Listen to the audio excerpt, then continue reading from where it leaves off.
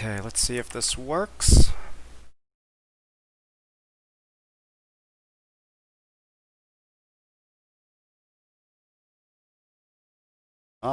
Please work. There we go. Okay.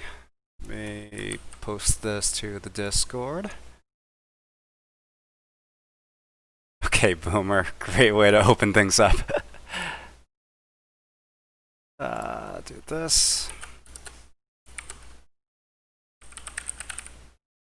Hello everyone. Welcome to the stream. Just posting this to my Discord server.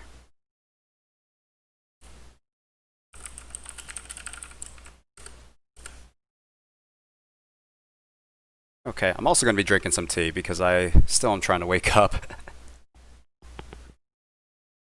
Okay.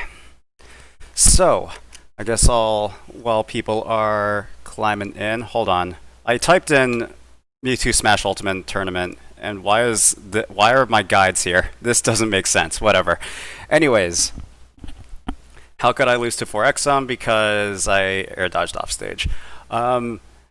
Today, we are going to be breaking down some Tournament Mewtwo gameplay. I have not seen a ton of it, I'm not gonna lie. So this is just going to be, I guess, my initial reaction and kind of me trying to break down what the player is thinking and when, and kind of how that is applied to their gameplay, to their actions, how they are trying to combo, how they're trying to edge guard, ledge trap, all that good stuff. So I think are just going to get started. Question is, chat, please let me know what's like a good set to watch, because I think I'm probably going to start off with Wadi.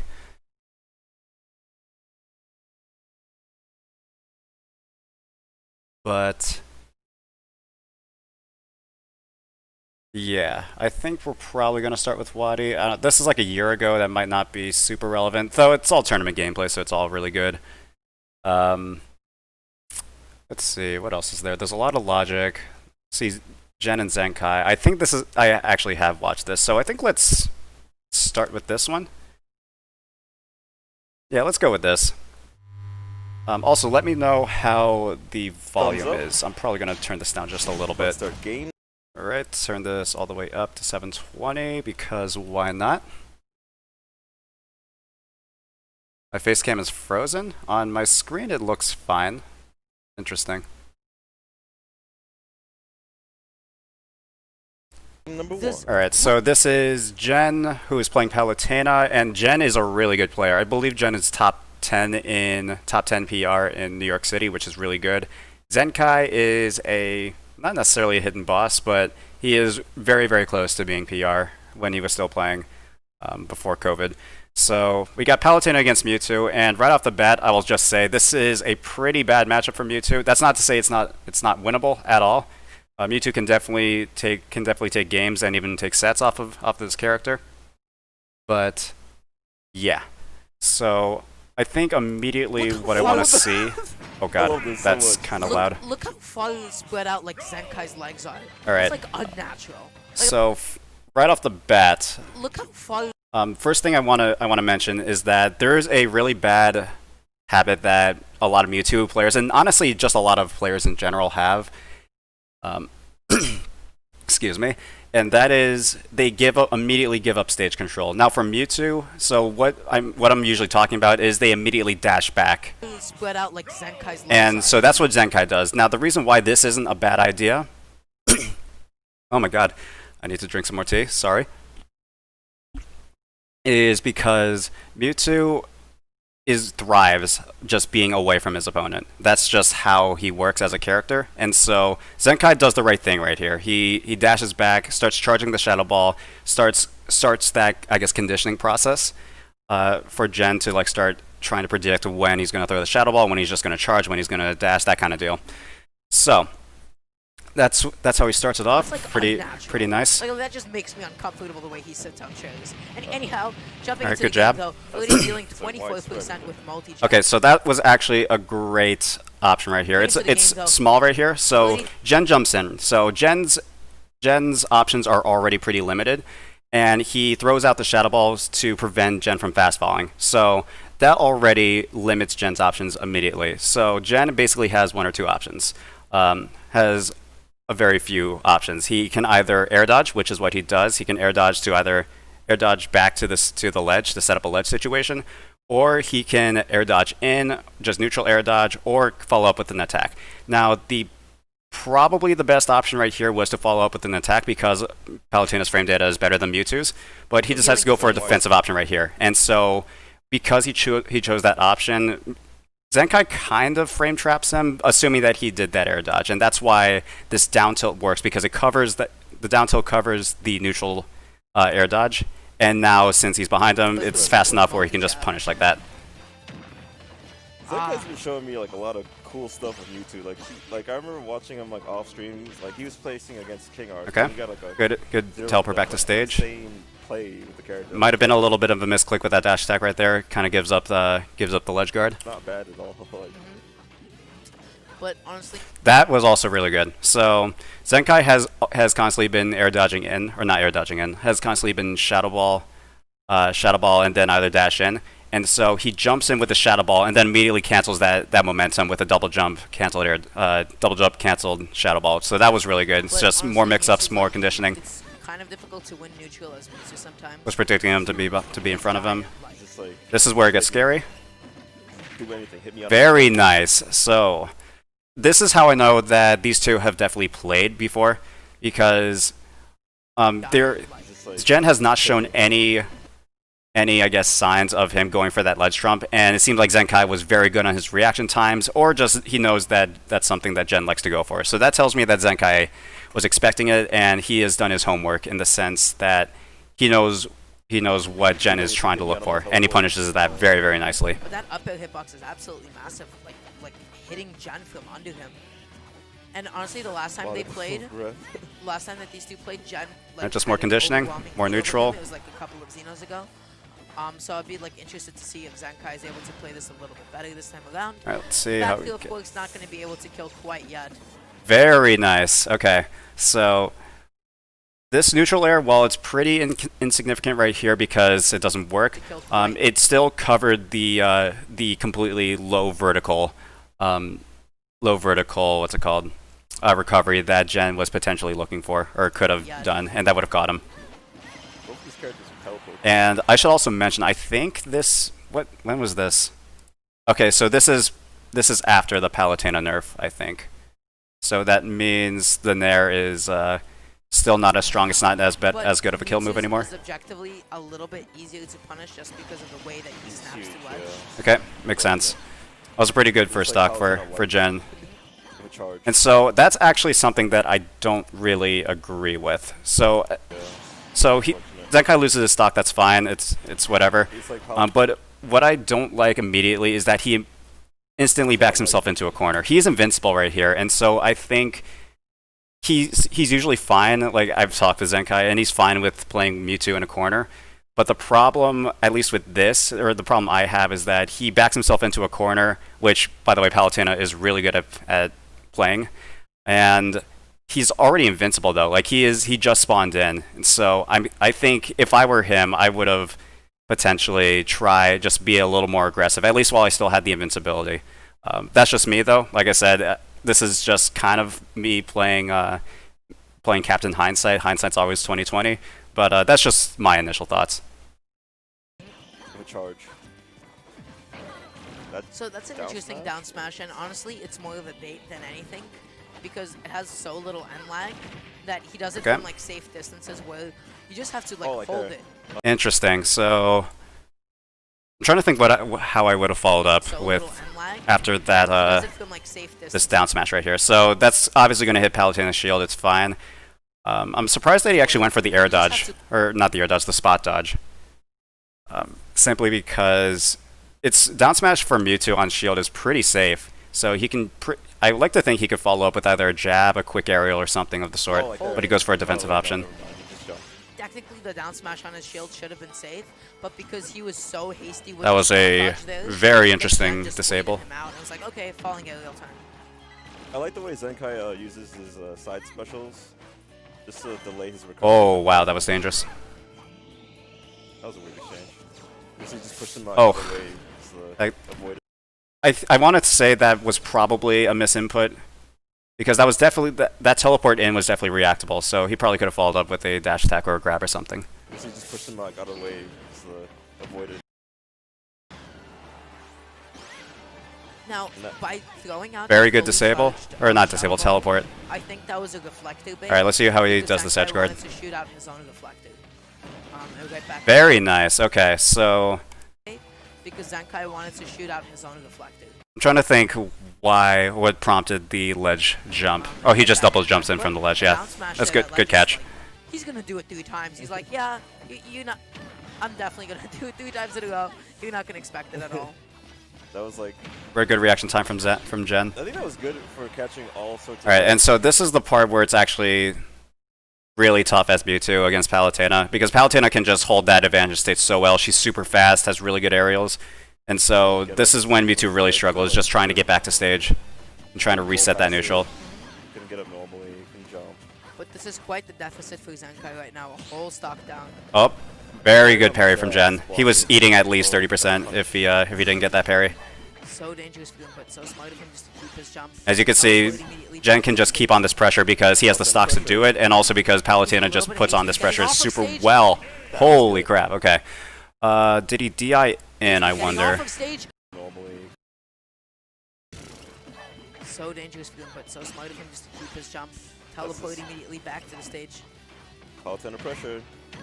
He's a little bit hasty getting off of stage. Yeah, so I think the reason why this works, or why he was able to connect this right here, is because he hasn't been following Zenkai off stage really hard, and so Zenkai is able, Mewtwo just in general is able to stall his recovery in the air, or just stall in general.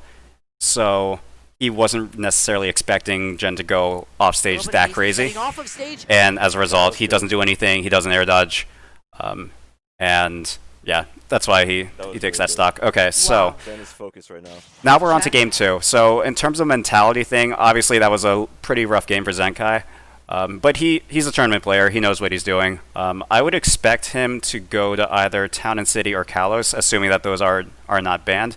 If I was Jen, I would probably ban those two. I would definitely ban Smashville because Zenkai really likes to go to Smashville, and then either Town and City or Kalos. Kind of force him to go either Battlefield or Final Destination. Okay, this is a Jen that I am so happy to see right now because I have like he's been like slowly coming back, and the way I'm seeing him play right now is just so good. This is reset the bracket Jen right now. How well he's playing. What a commitment! He just like went off. Zenkai is playing well too. It's just like Jen's is playing a little bit better. All right, where does he go? It seems like he goes back to Smashville. So, reason why you guys might be thinking why did Zenkai go back to Smashville? Because he just got bodied there. Reason being, well, so Zenkai just on this as a personal player level, his favorite stage for Mewtwo is Smashville. That's just his personal preference, and it's still a really good stage for Mewtwo. And so this is just a simple case of don't go away from things you're familiar from or you're familiar of. And so he feels the most comfortable on Smashville, and I'm sure he's thinking that he could definitely put up a better fight now that he knows how Jen is playing the game, how Jen is playing neutral, that kind of deal. So that's probably why he goes back to Smashville. I personally really like Town. I think Town is Mewtwo's best stage, but again, that's my personal preference. I just have a lot of great success there. So that's probably what stage I would have chosen. But again, Smashville is also a really good choice. Can't get away with anything at all. Is this Mewtwo? Oh, okay, free damage. How much is Nair? All right, and that's really good damage from Jen. Look at him. Zenkai is afraid. Zenkai is like so patient off stage now because he's just anticipating Jen to commit to that again. And like Jen, by like going all the way back. Yeah, I mean, the thing with jab right here is Zenkai is afraid. Zenkai is like so is that off stage now because it's kind of a little bit of a guessing game how long you're going to hold this jab, because if you hold it too long, that'll catch people who drop shield, who think you're not gonna hold it for that long. So that's good. And if you let go too early, then you just get an instant punish. So that's kind of like, I guess, the not necessarily rock paper scissors, but kind of trade-offs you get from either holding the jab super long or just letting it go immediately. Because if you let go immediately, you'll probably eat a little punish, but if you let go, if you just hold it for a long time, you might be able to poke their shield, but you also could be in for a really bad punish. And like Jen, by like going all the way back, like back to stage is like a parry move saying like, yeah. That was a good parry. Just he wasn't expecting him to go behind him. But the deficit could be in Jen's favor here for the set for the rest of the All right, how does he recover? Very good from Jen. Like Zenkai can't get anything started with those neutrals. And he's just stuck in the corner against the upper. Wow. Yeah, and so this is when it actually kind of hurts being a big body. It hurts being a big body in general in this game, but for Mewtwo especially, since Mewtwo is light and has that tail, just being that big and being just you gonna get caught by those confirms a lot more. Try to two-frame with both Smash. That is going to be the back throw. No, and not that. on Smash Roll, not quite yet either. That was... No, not that. I'm trying to think what he was thinking. He was trying to okay, so that might seem like just a throwaway stock, but here's the thing. Zenkai was already he's well past kill percent. He, like, basically, Palutena can look at him funny and he'll die. So his mindset is, Jen's only at 8%. He doesn't see himself really taking the stock by just super hard comebacking on him. So he decides to maybe try and catch him with the neutral air to trade the stocks. And so, again, probably not, like, obviously it didn't pay off, but that was a good decision. Like, I probably would do the same thing. Sometimes you just are put in situations where you kind of need to just cut your losses. And in that situation, Zenkai's mindset is just, okay, he won this first stock, I'm going to try and trade it. I like the idea. He was just trying to like even out the percent and be like, yeah, I'm gonna get a Gimp. He's canoeing. Like Jen has quite a lead right now. Oh no, he just goes right back to the ledge. And again, this is where Palutena thrives. Especially like, committing to that up air, that could trade with down air so easily. Ah. I love the fact that he went and sunk back down under the stage. There just to like charge up his Aura Sphere a little bit more. I mean, not his Aura Sphere, goodness, his Shadow Ball. Since, like, something I also noticed, just because I've watched quite a bit of Zenkai ever since I've started my YouTube channel. He usually goes for a lot more disables, and that was one of the very few disables I've seen from him. So, not his Aura Sphere, goodness, his, wonder if we're gonna see that since, more. Like, he doesn't have much other opportunities to do it. The down smash? Wow, hold on. Shadow Ball. Since, So he gets the rapid jab. Okay, so I guess with this positioning, this is actually a pretty good option. Since Jen was drifting back, he kind of Zenkai knows that Jen cannot really punish him for going for this down smash. And so basically, it's a win-win situation, because if Jen lands to the ledge right here, then it's fine, nothing happens, no one takes any damage. If he lands in here, though, which is what he does, then he gets to eat a down smash. But Zenkai definitely still has some work to make up. Oh god. Oh my god, what a setup. Very nice. I would have thought that would have pineappled, and he directional air dodge. Oh, he saved his jump. I thought he very good. Also another thing, and Zenkai exemplifies this right here. Mewtwo mains, do not burn your double jump unless it's necessary. Like a good situation for Zenkai, but oh my god, what he gets hit here, he's off stage, he's chasing really hard. Zenkai used all of his options to recover here, and that is super important. Mewtwo has, I believe, the best or the highest double jump in the entire game, and you need to make use of that. Mewtwo can recover from virtually any part of the stage as long as he has his double jump.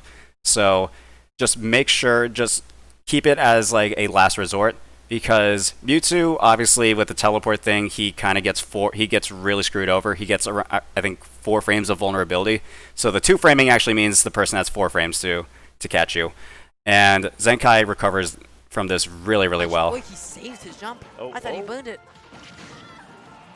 Jen missing very good DI from Jen. Fucking nair up there, like a drop nair from the ledge. But that's not gonna kill. He was facing the wrong way. The auto got a call. Sorry, I was just reading chat real quick. Goes the back here. Now this is like definitely doable for Zenkai. Ooh, that was a preemptive air dodge. Jen had the right idea by just wow. waiting. Pretty nice mix-ups. That was sick. That's He DIs in. Zenkai has to stop DIing in like that, because that is always going to convert into back here if he does it like that. Alright, so now he has... And he immediately backs himself into a corner. That's, I think, been his main problem. He's just constantly been at the corner. Just to wait and shield it, because knowing like Mewtwo's like giant like hitboxes with like tilts and everything, like who knows? Wow, very good chase. Might have connected. I'm noticing that he's getting up from the ledge with roll a lot here. Good turnaround, good punish. Spot multi-jab. He's looking for it. Kind of throwing Jen Alright, off. Zenkai has definitely brought this back. He jumped into it. Okay, alright. So Jen was anticipating him for the Very good. So, something that I think is probably well known for the seasoned competitors, but maybe not for those who don't compete as much. Neutral getup, the best follow up, or a very common follow up, I should say, is spot dodge, and Zenkai knows this, and so Zenkai's fully aware that it's a very common option, and the down smash is laggy enough, but it's also fast enough where it just covers it. The down smash. Wow. So very, very good. Hold on, I'm just gonna re-chat real quick because it's kind of hard to actually look at the gameplay and also re-chat. So let me just answer some questions. When is down smash a bad choice? It is a bad option basically when your opponent is just like nowhere near you. The only time you really want to use down smash is if you are if you're trying to make a read that is feasible. Like, that's the main thing. It needs to be something that you think you can actually land. If you're just charging down smash just for the hell of it and just hoping that your opponent walks into it, then you're charging it for you're using it for the wrong reasons. Let's see. Train a Mewtwo amiibo? No, because amiibos cost money. Can I make a Mewtwo matchup short? Sure. Maybe. I don't know how good it'll be because, again, I don't compete at tournaments that often, so... oh shoot, that is my stream. What am I doing? We're gonna do that, and then we're gonna do this. Okay. Oh man, that was like a privilege. And this is Nair loops. That's scary. Her box shift is Nair. Again, backs himself into a corner. I don't necessarily agree with that. Jen had enough knockback just to be able to shield that in time. Wow, the neutral air, trading with the neutral air, definitely more so for Zenkai's favor. Good tech. Honestly. Very nice. I actually did not know. I wonder if... I'm sure people who are familiar with the frame data could probably tell me if that's a true punish, but I don't know if Jen was like late with his reaction or if like he could have spot dodged or something, but that is a very good punish, and he's going to eat that forward smash to the face. Next time he lands a disable, that's definitely going to be the stock. Oh god. And Jen is going for these down smash mix-ups. Not a bad option. Like for him to like come off of ledge to try to punish that down smash with one. Catches that jump, and the reason why this kills is because, well, first of all he down smash. to be able to catch Palutena like this, I'm pretty sure he had to full hop and forward air, so that was really good. And the reason why this kill so early, I'm pretty sure if Jen either DI'd down or away, DI'd down and away, he probably could have lived, but he was DIing directly in, and so as a result, he's going to go up. With one. Fair, wow. Wow. The confusion into 4-liter, and Zenkai is in it. He's choking. He's in losing semis. He's had an amazing run. He does not want to like go out now. And same with Jen. Like, both of them are playing amazing right now. Yes, look at that confidence. That thumbs up. Jen's just like stone face. Okay, it seems like, hold on, what did he select? So it seems like they're just going to run it back to Smashville. Seems like a good thing for both players. I think Palutena does very well in Smashville, especially with the teleport cancels. Just allows her to mix up her movement a lot better. She can extend her combos really, really nicely with that center platform. And Zenkai, again, Mewtwo, Smashville, definitely nothing to scoff at. So it makes sense. So going into game 3 right now. Thinking about it, don't switch. Yeah, no, absolutely Keep your not. momentum. Always stay with the character you won with. Zenkai can only switch into either Incineroar or King K. Rool. Those are his other characters. Wow, that's like... It's not going to do that much. Okay, so Yep. let's see how these players change up their options and change up neutral in general. Again, gets back into a corner. Again, this is... I don't know if this is necessarily... Because I've seen this it's kind of been the same story for the past couple of games, where Zenkai, as soon as he loses neutral, or as soon as he just gives up the stage, he just backs himself into such a bad corner. And as Mewtwo against Palutena, that's a really bad spot to be in. He has to watch out for those preemptive air dodges because Jen has. So it might be a matchup thing. It might Teleport to the stage. just be Zenkai is playing a little too defensively, but not entirely sure. Can do damage. Amazing. Nice delay in the recovery. Again, like he's air dodging in. He doesn't want to go off stage. He doesn't- So I think the reason why he's DIing in, a lot of people will, I think, would criticize this DI in right here, but the reason why the DI in is probably fine is because Zenkai, I think, is expecting the down throw into reverse aerial rush back air, which, if he's DIing out, and with Mewtwo being so big, could potentially catch Mewtwo, and since he's DIing out, will probably take the stock. So Zenkai, I think the mindset is, I'm just going to eat this up air or eat this back air, and I'll still live, even though I'll be at high percent. Again, like he's air dodging in. He doesn't want to go off stage. That He DI doesn't in on want the to up get back. air. It's not going to kill him yet, but nice jab. I love Catch the a spot combination dodge, jab very in, nice. Just because it gives him like a little bit more option coverage, you know, than like I guess like a tail to perhaps just a grab. Back there, That's it's gonna going to be- kill. Yikes. That was some rage shenanigans and part DI as well. We were trying to maybe get a 2-frame with the back air, or perhaps like simultaneously trying to cover Jan teleporting on top of the stage. I'm liking what Zenkai is trying to do to keep the momentum, you know, Okay. in his favor, where he just See how he gets back to one stage. hit. Every time Very he nice. goes, Jen off stage, he always goes to the two-frame option immediately. So one thing I'm actually noticing is that Zenkai is not really going for any kind of Shadow Ball ledge traps here. He's mainly been going for down smash, and I wonder if the Shadow Ball might actually be better. Like I said, I'm not entirely sure, which is why I say I wonder why he's not going for it. I'm sure there's a reason, but I can't see it right now. Option immediately. So Pose. good of Jan just like delay like his fall speed with the forward air there, instead of just like. Also, I want to mention, I'm not like trying to bag on Zenkai or like say he's a bad player or anything, because he's one of, if not the best Mewtwo in the world right now. This is just kind of my analysis and just kind of breaking down what he's doing. It is very easy for anyone can go online and just say they should have done X, Y, and Z, and he would have been fine. So just want to make that very clear. I'm not trying to unpoop on the guy or whatever. Yeah, Mewtwo can keep up the pressure when he gets his hits too. No two-frame there. Wow. I thought he was going to grab him. Nice reflect. Both of them trying to get a grab on each Okay. other. Should be dead? Yes. Yeah. That's so strong. Honestly, Mewtwo like doesn't have necessarily the best grab, but when he gets like a back throw, he gets a back throw. Hold on, just going to be reading some more comments. Could some of the kill options help Zenkai in the matchup and set? Most likely. Kill confirms obviously are really, really good. For the problem, I guess, for against Palutena is that she is just so oppressive, and so Mewtwo might struggle to get a lot of the kill confirms, or at least get those setups, which is probably why you're not seeing a lot of them. You're seeing a lot of just pure neutral wins, and so you're just seeing raw forward airs, that kind of deal. And that's probably why you're not seeing the kill confirms. Also, keep in mind, this is before the 8.0 patch. This is, I believe, this is either 6 or 7.0. So with that in mind, you don't have the down throw kill. You don't have the down throw combo. You don't have the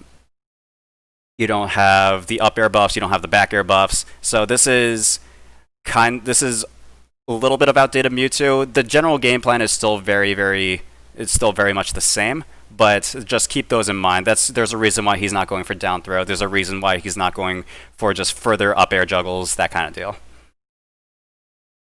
Like both his back throw and his up throw, still strong for kills. I would not make Jen look like an amateur. You want to know how I know? Because I played Utopian Ray, who is ranked number 10, and I was barely able to put up a fight against him. Wow, hold on. I did not...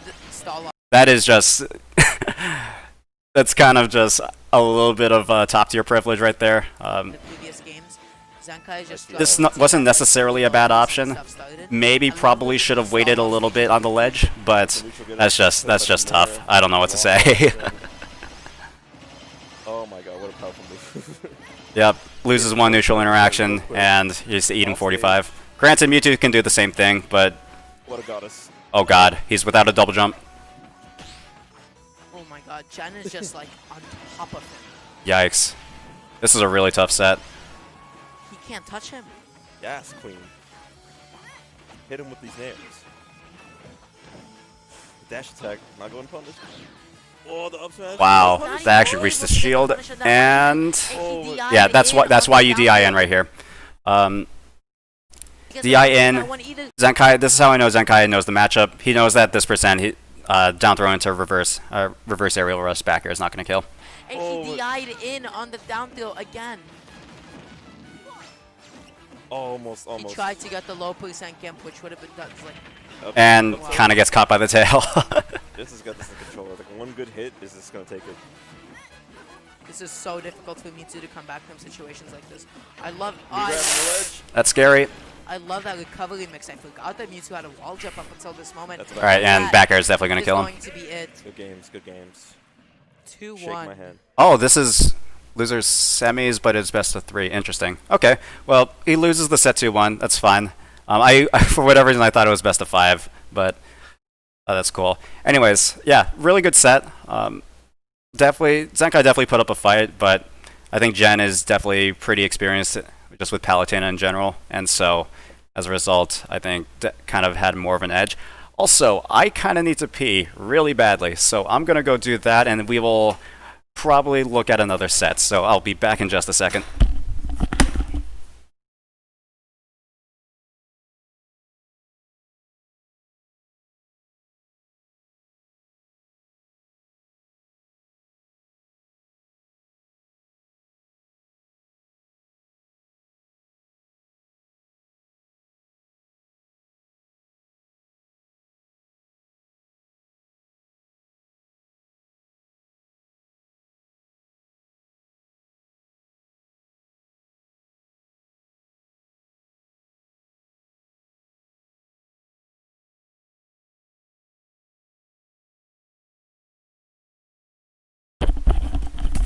Okay, and we are back.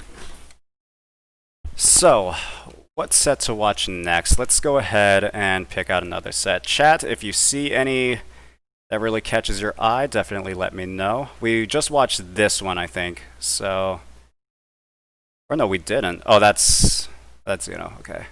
You know what? Let's watch Wadi. He's one of the most consistent players in... Yeah, let's watch Wadi. So... the world, I would say. Yeah. And he always says... This is what, Xanadu? Yeah, makes sense. When he plays what set is this? Winners Finals. Very, very nice. Might be the best player in the region. Wadi, I mean, I think Dexter's peaks are... Okay, so immediately right off the bat, something I noticed right away.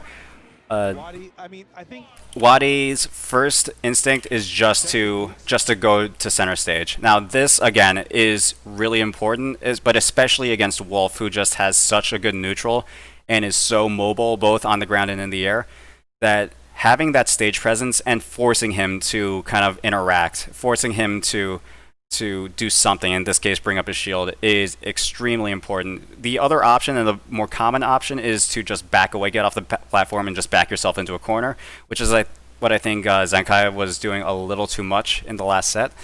But Wadi says, no, we're gonna battle for the center stage. And they have the pros and cons, especially if those characters that can box better are not necessarily, or who have better boxing tools than Mewtwo, will be able to kind of punish Mewtwo for going to center stage earlier.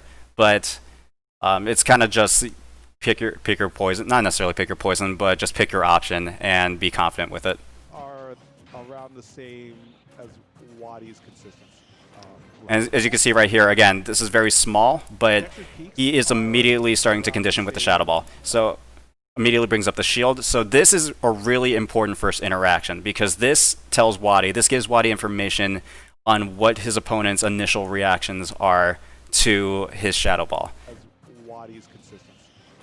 And so Dexter right here, he just stops and thinks for a second, and which is why he's able to react in time and jump away from the Shadow Ball. But this is really important information to know. This allows Wadi to make accurate predictions later on in the set.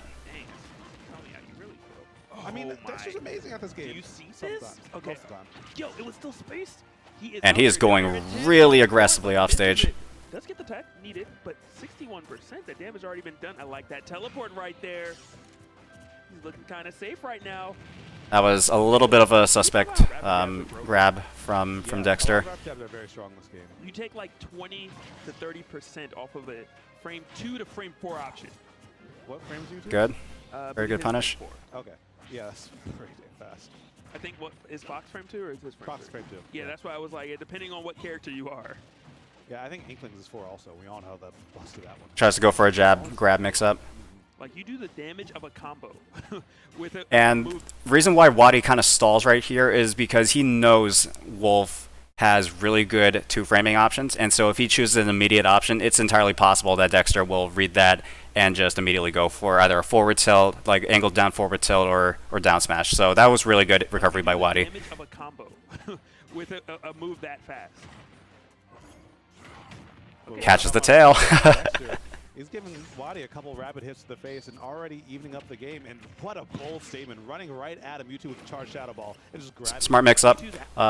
I'm sure Dexter was probably predicting this, which is why he jumps out of the way. But double jump in and then Shadow Ball, fully charged Shadow Ball is pretty good option, pretty good get off me option. Obviously, it's not something you should spam, but it's definitely an option you can go for and you should use every now and then. With the charged Shadow Ball and just grabbing him. Mewtwo's actually frame 5. Yeah, Still pretty fast. predicts that the neutral get up, and so he's able to take that stock. The explosive start that Wadi had. Dexter, you know, brought it all the way back and has a lead right now. We're gonna see Again, charge next just Shadow Ball. slowing it down. And the reason why Shadow Ball is so good right here is because it forces Wolf to play at Wadi's. It forces Dexter to play at Wadi's pace. Dexter, you know, brought I it all will the say way the back. counterplay for Right Wolf is to start shooting the lasers. I don't know. I'm not entirely sure why Dexter isn't, because lasers are really good against Mewtwo. now. But it slows the game down, which is what Mewtwo wants. Mewtwo does not want to go super fast, contrary to popular belief. And he's just saying, force an approach and work your way from there. No tech chase snare, the forward air, but just Dexter is so evasive. Ooh, Very good B reverse into jabs. 137. You gotta imagine that that Wadi's looking for a grab at this point. Yeah, but Dexter's looking for a grab too because that's going to set up well into a dash attack. Again, double jump into Shadow Ball. That Shadow Ball is coming out, but not going for the back air with a lot of rage. I don't know. That might have been close to killing Mewtwo. Yeah, and Wadi's looking it's looking a little rough for our boy at the moment. He's searching. Dexter just Something I will say also is that Wadi might not be using a ton of Mewtwo-specific tech, but he has fundamentals out the wazoo, and so that's kind of what's really keeping him in this game. Like, he's not doing a lot of tap charge cancels or a lot of jump charge cancels. He's doing B reverses when he needs to, but he's mainly relying on his fundamentals, and that is a great thing to know because having fundamentals just is so important in a game like Smash, and honestly in just anything in general. Like, knowing what to do and when, and just having that good game sense is so important. Oh no, but again, that's the time that you grab. Now Wadi does believe he thinks someone's Very good punish. Hold on. That's the time that you grab. Now Wadi does believe if you think someone's How does he predict that? Hold on, because I don't think this is reactable. Oh no, but again, He rapid jabs. I guess he was predicting. Yeah, I guess he predicts the illusion to stage, and which I guess makes sense because Mewtwo can actually catch the illusion with the down smash pretty well. someone's we do it? So definitely makes sense. But still, Yo, yeah, that's true. yeah, but still, that was a flex. So that is actually an advice that Wadi gives you. Like, if you think someone's gonna spot dodge, just jab because jab. Yep, Shadow Ball into grab. Very, very good. Big time damage. I heard it. I don't necessarily agree with that, going that off stage, because it definitely set up a dicey situation for Wadi. Back air. It's nasty. Does like 60%. But good damage nonetheless. And Side B not gonna work. Something they changed and Very nice. That pressure is actually really nice. So a lot of times Mewtwo's will try to get every single hit on their shield in the hopes that it'll poke. Wadi gets a couple, and then immediately drifts away, and so that is really good because that cannot be punished unless you have a really long ranged aerial. And Wolf might have been able to punish with a forward air, but he goes for the grab and gets punished for it. Side B used to just beat pretty much every button in the game. Not so much anymore. You're landing in front. Dexter's gonna grab you every time if you nair in front of his shield. He has those reactions. He has just that game sense to be able to do that. And if you guys notice, this game is going a lot slower than the Gen and Zenkai one. Not necessarily because like the level of play is higher or whatever. It's just that it kind of shows the different play styles that Mewtwo can adopt. Oh, you can do that on reaction. Don't stand up. Not to the Shadow Ball that's charging. Yeah, I mean, Wadi's been doing that since Smash 4. Yeah. I knew it was going to happen. Dexter, Confirms off from there. It's been a really long time. Sometimes you just got to check and make sure they still got that. Yeah, but you're trying to check one. In that case, Drag down there, very, very good. The reason why he goes for up tilt right here, so there are two things he could have done right here. That drag down plops Wolf right in front of him, and so he could theoretically start the nair loops by going for another down tilt, and that probably could lead to more damage, but he goes for the safer option and just goes for the up tilt, because there is a chance that if Wolf DIs in, he could land on this side behind Mewtwo, and the up tilt should theoretically cover both options. So that's why he goes for the up tilt instead of the nair loops. Oh, we got fruit loops. What up, Pikachu? Wow, that was good back air. Yeah, too much. Wrong character. You thought you were Pikachu. Calm down. Got the 2-frame. I like that side B. If that side B would have like hit with the sweet spot, Mewtwo actually may have died, which is wild. I mean, Did not space the fair very well. Oh, and the reason why this works is because Wadi has not thrown out a single disable this entire set, and as a result, Wolf or Dexter doesn't really expect it because he has no reason to expect it. He hasn't really Wadi hasn't shown any reason to really go for this option. So very, very good call out by Wadi. He knows he's gonna dash forward because what Wolf doesn't go for a dash attack or a forward air out of a down throw, and as a result, there we go. Talk to him. Playing online tournaments, I don't want to though. They take so much time. That's really keeping that thing on. Like, yeah, we just thought it out. You thought you were gonna come with me? What's up? What's up? Disable. What's up? Boy, try to hit me with the New Balances. Get out of here. The Skechers. Yeah, Okay, so hold on. Where did they go? Where did they counter pick? Get out of here. The Skechers. Yeah, he's like. Goes to Smash Fill. So if I'm Wadi, I don't know what specifically Wadi likes in terms of stages, but I do know that Lilat and Yoshi's are not great for Mewtwo simply because of the slants. The slants eat Shadow Ball, especially the full charged one, and Mewtwo in a corner then becomes really dicey. So that's probably why those are probably the two that he banned. I don't know. Again, I don't necessarily know what Wolf really likes for a stage. Wolf has a very malleable playstyle, meaning he can adapt to basically any kind of game, whether fast or slow, and thus probably can do pretty well on every stage. Footwear when you're not even wearing shoes. I mean, that's how you know you rode up, bro. Yeah. You're in Africa. Oh, what are those? Actually, what are Mewtwo's feet? I just actually looked at them. Oh, he has like, they're like 3. All right, and so something I've actually been noticing is that Wadi likes to do these empty hops into these delayed neutral airs, and the reason why he's doing this is because it has a little bit, I want to say it has a little bit less end lag, and thus allows Wadi to further pressure the shield. And so if you notice, he again, like I said, he only starts the neutral air when he is at his peak, and thus puts a little bit more pressure on the shield. It's the same reason why, it's the same kind of concept for Ike using neutral air. He waits until he's at the peak, fast falls, and then does the neutral air, and kind of does it like that. Obviously, very different moves, but same concept. It's 3 on the hands, but like the feet look like 2. Okay. It's like 2 and then like a little thing in the back, I think is what it Good is. catch. It's horrible for your arches. Yeah, It's like a lot of stress on your center foot. It's like a rabbit. But he doesn't. like rabbits have all their weight on like all So fours. again, very, very good what Wadi just did. A lot of people, it's a little bit more of a mid-level mistake, but don't be afraid to just stay on the ledge. Just take a breather and just figure out what your options are and then choose the best one. And Wadi does this beautifully. Rabbits have all their weight on like all fours at least. Like Mewtwo is just like. Not all the time. And this is the reason why we like Smashville, because the platform pressure is crazy Not all the time. with confusion. Oh. And that's the reason, again, just comes back to a fundamental perspective. It's okay to immediately go for an option from the ledge, but you gotta make sure you mix up your timing. And I'm pretty sure Dexter has been immediately choosing an option, and thus Wadi was able to trap him with the Shadow Ball. Oh. Again, Dexter kind of like, is this real life? Like, I thought Mewtwo sucked. What is going on? Mewtwo sucking was actually a psyop created by Mewtwo Yep. mains. Neutral air. Neutral air confirms. They did not Actually, need or deserve. Believe it or not, every Mewtwo Oh, that was is close. underrated. That was a good option by Dexter. It's everyone that doesn't play. Okay, so there's lasers. So if I'm Dexter, actually, and I want to kind of maybe give a little bit of insight for if you're fighting against Mewtwo, because it's important to see both sides.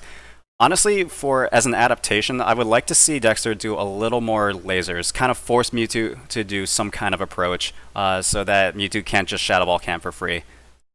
8 months, he's just like, all right, man, Mewtwo's not that bad. I'll finally say it. I never said Because right now, Yeah, I thought Dexter Mewtwo has was just been like approaching this that. entire time, and Wadi has kind of been able to take a more defensive approach and just basically do what he wants and respond to his pressure. Looking Again, nasty. delayed Yo, you neutral can't air. even jump. Smart stuff right there. Like, a lot of times people are like, let me jump out of shield, but up tilt's gonna cover it. Smart disable. Reason why this disable is actually really, really good is because it is virtually unpunishable. The only way you can really punish it is if you are very much expecting it and you go. Even jump. Yo, not true. Even Hold on, where is it? cover Alright. Jump out of shield, but up Yeah, so the only real way you can probably punish this is if you are facing away, you expect me to do that, and then you go for like a stage spike or something. It is a very nice punish, or it's a very nice just option in general for Mewtwo. So very good stuff. Alright, he's trying to do too much. My man Dex Tries to air dodge in. Don't do Smart. that disable. Not against my boy Dex. And Dexter really late on that forward tilt.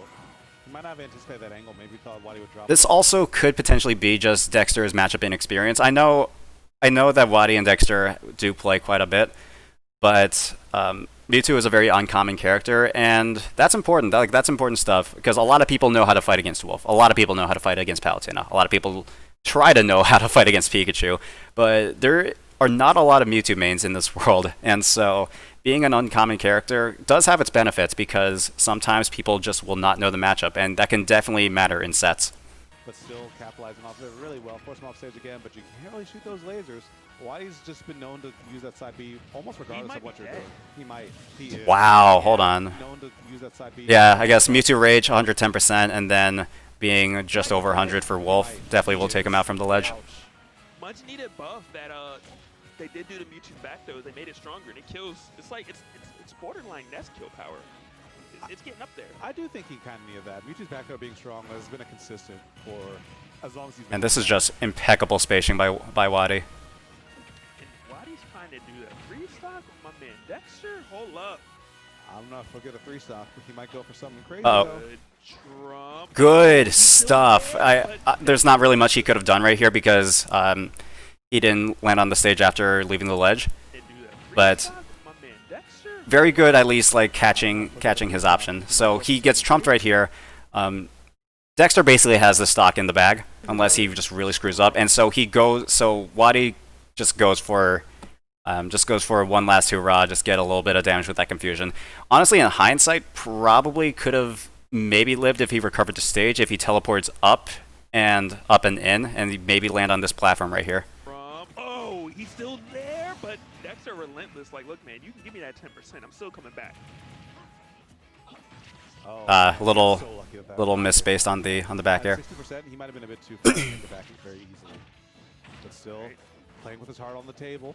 And I like how he waited on that attack just to make sure that Wadi... Oh, wow. I'm surprised he made that back. Uh-oh. Oh, Dexter Could've got back the aired, fight maybe. left. Yep. To the jab. Drag down there into jabs. Very nice. Yeah, that hurts.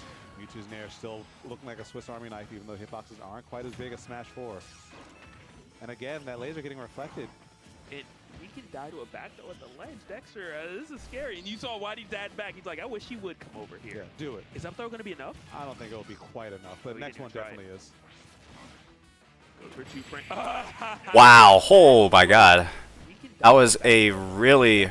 This is scary. And you saw Waddy's dad back. He's like, I wish he would come over here. Yeah, do it. Is up throw going to be enough? Hold on. I want to see what the mindset is right here. So he goes for the edge guard right here. Doesn't get it. Okay, so the reason why maybe he's choosing a roll is because just rolling to the ledge and then immediately going for a grab back throw is super, super good. It is just, it's not even like a Mewtwo specific thing. I mean, a lot of characters do it. Like, Jen does it a lot with Palutena. A lot of Wolves do it. Just, it's a really good option. And so if you see your opponent at the ledge right here, But the next one definitely is. just hanging at the ledge, no one's going to neutral get up, right? No one's going to, like, the only other option I could see is get up attack, but even that's going to cover it. So that forces Dexter to do a couple things. He can either double jump in, which probably would have been the option, like double jump in there. He could ledge jump, which still might have been caught by the Shadow Ball, or he can roll, and he decides to roll. That was... And reason why I'm not doing newer sets is because, first of all, online Smash is really, really difficult to watch, in my opinion. On a tournament level, first of all, we still, as a community, we are still very, very divided on whether tournament results matter. I personally think they do, but like on a different spectrum.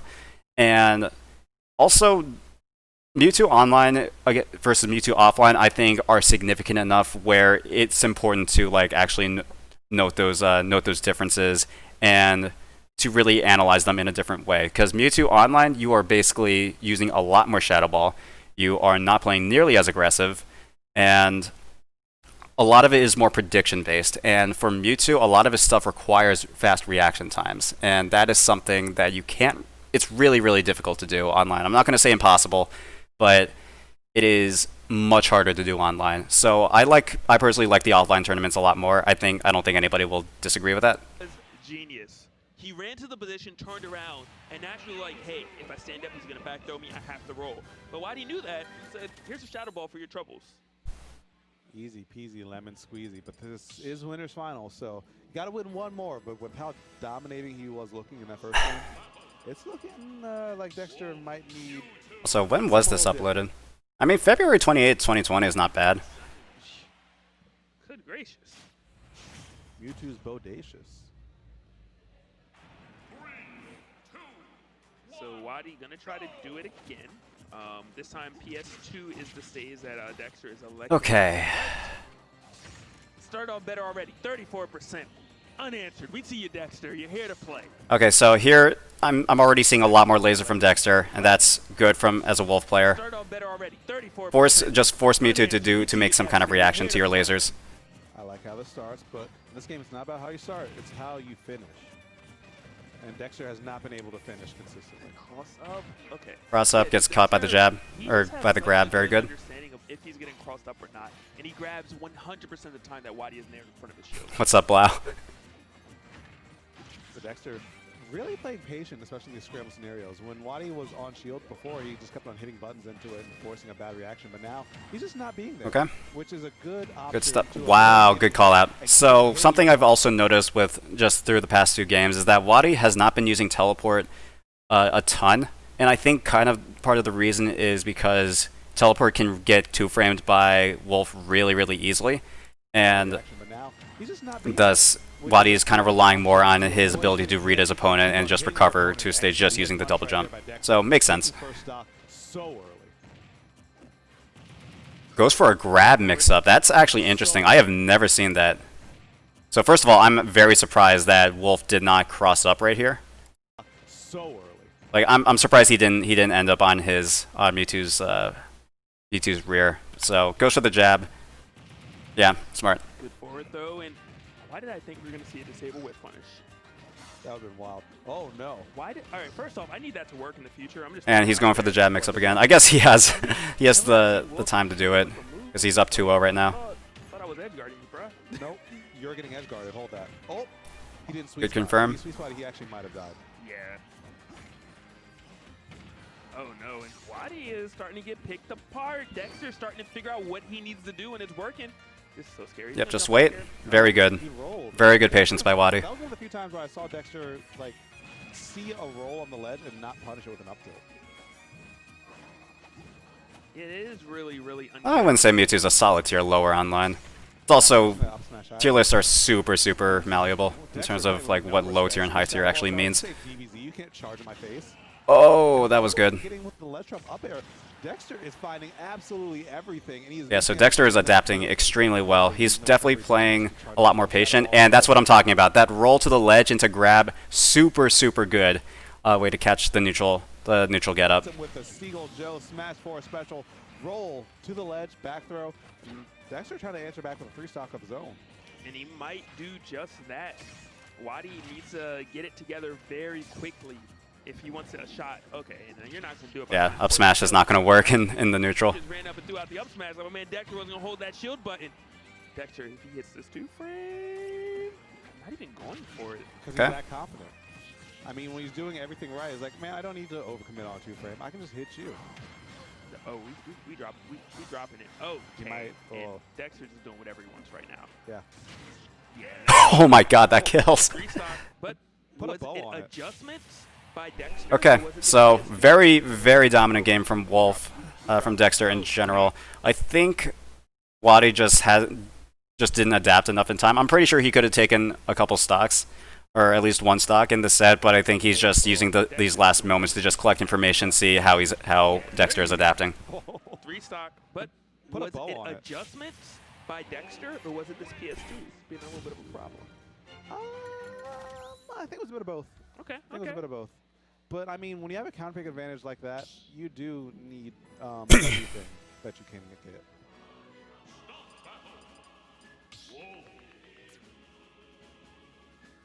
Okay, so in terms of stages, where Wadi is going to go, again, I don't know necessarily what Wadi likes for And on top of stages, that, when you but answer back with a free stock of your own, if it were up to me, assuming the bans, so Dexter's probably banning Town and Lilat, or not Lilat, and PS2.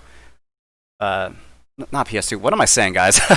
He's probably going to ban Town and Kalos, so I would probably either pick Smashville or FD, or two dominating something like that. And I Or did Battlefield, want that to also chat works. about Downthrow forward or Mewtwo. It is not a true combo. Mewtwo actually has a When is Downthrow useful? So for Mewtwo, it is useful, I think, basically all the time against heavies. At least with Bowser, and in my games against Fi, who was a Bowser, I was able to downthrow and forward air basically at will. And he was telling me, we were talking in a call, I was just chatting throughout the entire first 10 set, and he was telling me that he's DIing out the entire time, and he just got caught every single time. So I'm not entirely sure. Maybe he wasn't DIing. Maybe he could have air dodged and he just didn't. But something, I don't know. 0 true combos. But with no DI and DI in, the forward air should be true Side B, which after 40 at like mid percents. combos in the forward air. I mean, good. At 140, if you get hit by side B, you should probably die. Only aerial. Oh, If it's grounded, you can't do it. that's unfortunate. But either way, ooh. Wow, wait, hold on. What was that hitbox? But either way, He was ooh, super inside of Mewtwo. There, but Wadi moving significantly better, and he did damage. This time. Last time he had 35. He was still at 0. I like that Nair, but just Dexter's so consistent at punishing Nair if it touched the shield and he's in front. And Wadi already doing the forward air on shield into the spot down in case it didn't connect.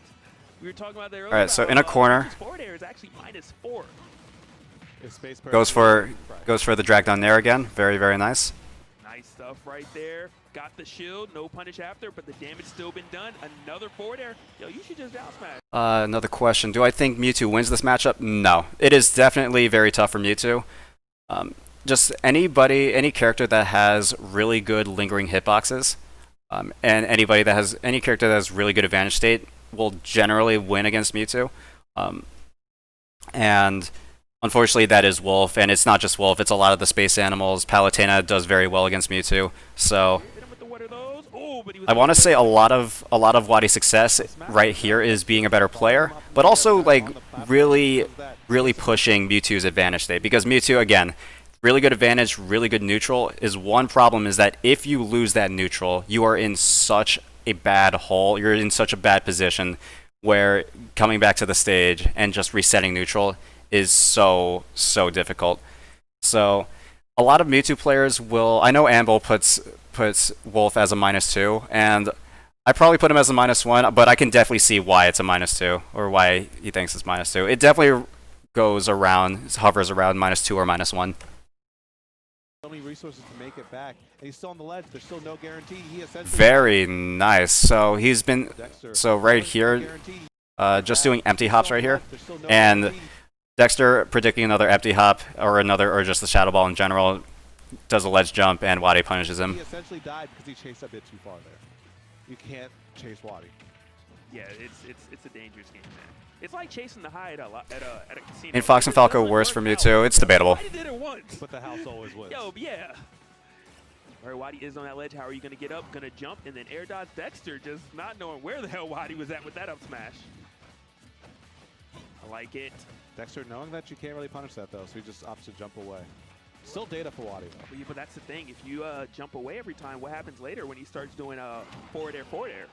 Azure, I don't know if I agree with that. Fox is pretty bad. Like I said, all data. But now Wadi getting a lot of data because he's holding on the stock for way longer than he might have thought. All right. Yeah. Off stage, how's he gonna? Yep, just lets him go back. Well, that's honestly fine because Mewtwo ledge trapping is pretty nice. The damage has been done. And Dexter, I think he might need to go for something bold there. Because, yeah, now they're both running up at each other, shielding in. Wadi's coming out ahead every single time because the shield pressure from Mewtwo is just better. I never thought I'd hear anyone say those words. I mean, in this matchup, yeah, shield pressure from Mewtwo. Good roll from the ledge. Wolf is having a hard time punching. Okay, so right here, I know this is how I know I've been playing online too long. Shield pressure from Mewtwo. I'm going for that down throw right there because he's gonna tech and I'm gonna disable him and I'm gonna get an early kill. Wolf is having a hard time punching it.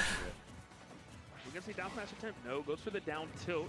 And, All right, he held that very up a nice. little He bit punishes too them for long. staying onto the Oh, ledge. Wadi knew, but he couldn't disable There's him. no way he's dead. Yeah, Wolf's Like, he steady. knew. All he had to do was disable, but it doesn't matter as Wadi's like, maybe I can return a 3-stock of my own, but Dexter's like, absolutely not. You might win the game, but it's not going to be in that fashion. Yeah, win the battle, but not the war. What Wadi's trying to say. Very nice catch. Sorry. I mean, it's looking like it, but Dexter still has some fight left. Quick 35, not done. Wow, really good combos from Dexter. Honestly, probably could have killed it with a reverse aerial rush backer right there. Done it, actually. Yeah, you can see it in his face cam. The moment he got that second forward air, he rolled his eyes. Gotta make sure you get those attack cancels on lock. Yep.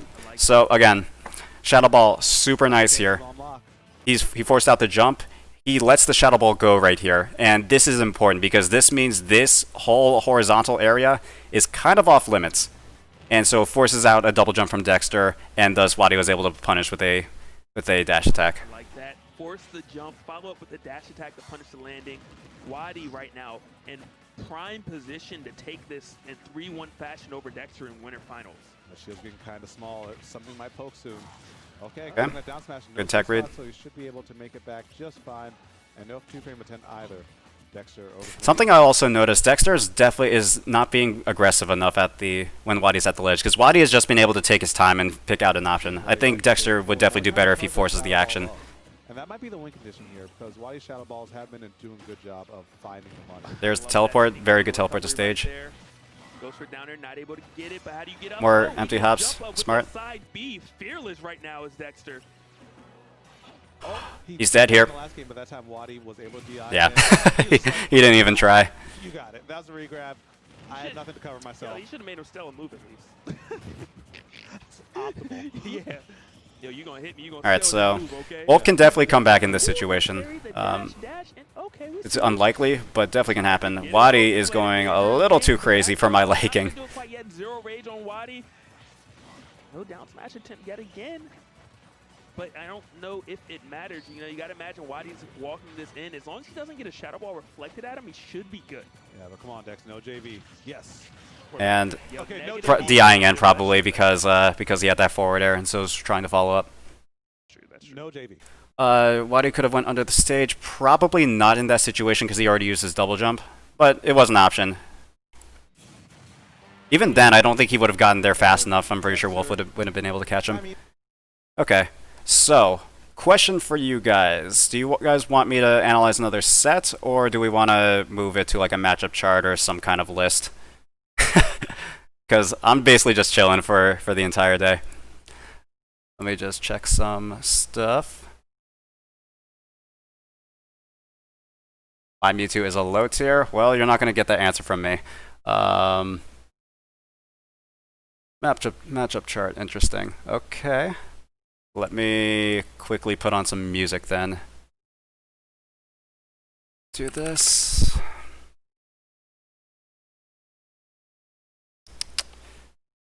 Let's see. Where is my stream music? I have like a whole playlist dedicated to it, so let me just put this on real quick. Let's do this.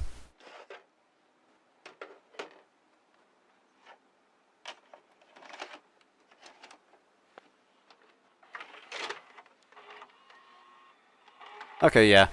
I'm seeing mostly matchup charts, so we'll probably do that. This honestly probably won't be the last time I analyze tournament sets. I'll definitely be doing these in the future. But I just wanted to do something a little different. I didn't really feel like playing Smash today, but wanted to like talk with you guys because this is fun. Okay.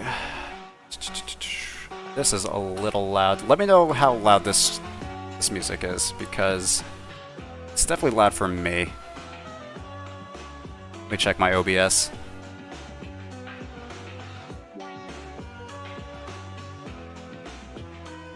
Alright,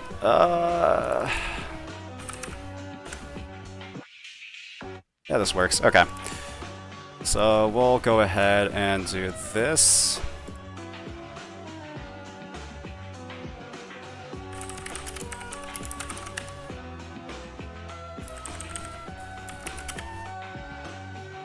Hold on, I'm changing this song. This song is kinda trash. Much better. Alrighty. So, how are we gonna do this? Easy clap. This is gonna be a +2. This will be wins as a +1.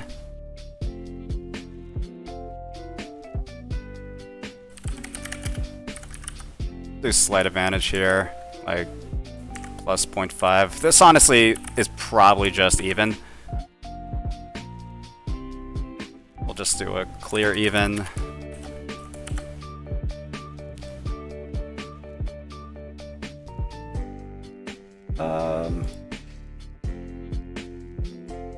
Let's do slight dis add.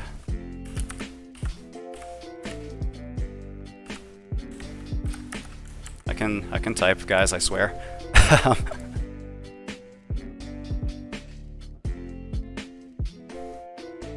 Tough.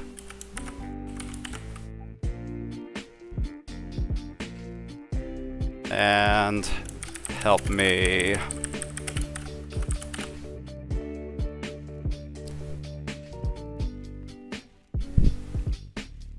Okay, this looks pretty good, I want to say. Let me just check one thing.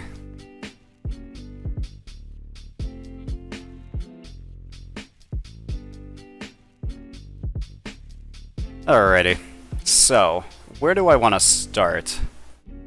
I could start at the really bad matchups. I could start at the really good matchups. Let's start at the bad ones, I think, and then we will work our way up, because we get to start on a bad note, and then we get to end on a pretty positive note. Or we could just do it like this. Yeah, we'll just go down the line in alphabetical order. So, Banjo. I like to think Mewtwo wins this.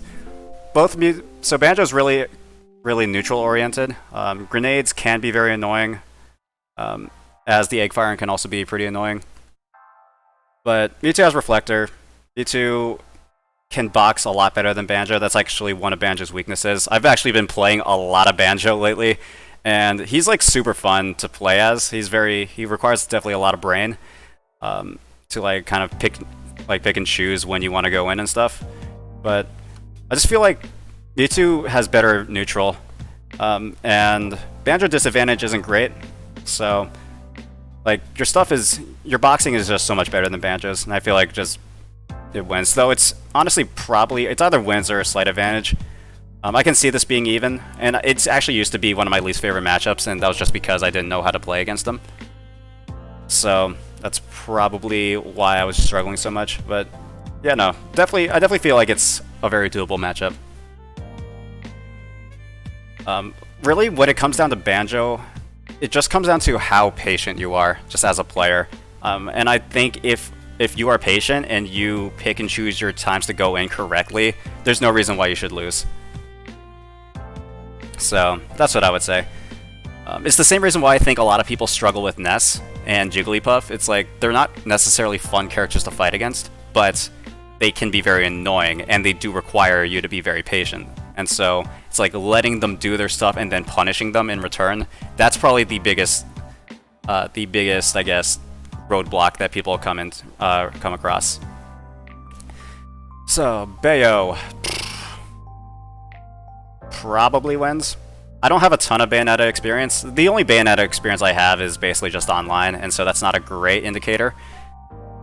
But yeah, I mean, Bayo dies super easy.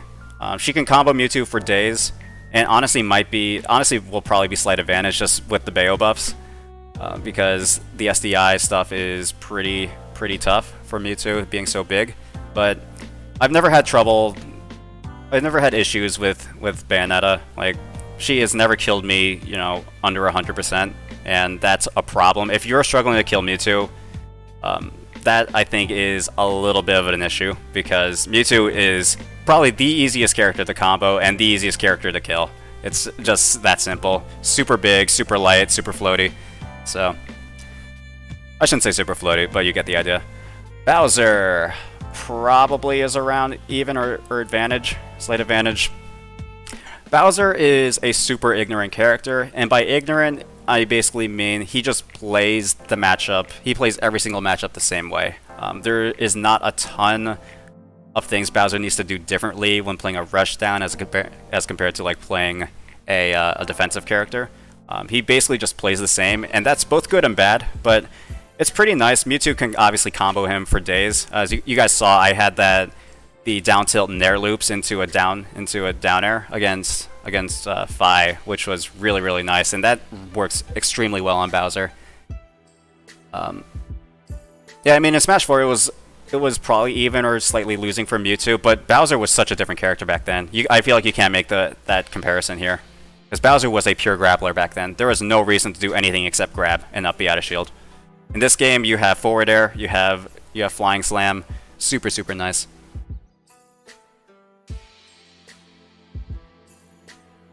Let's see. Bowser Jr.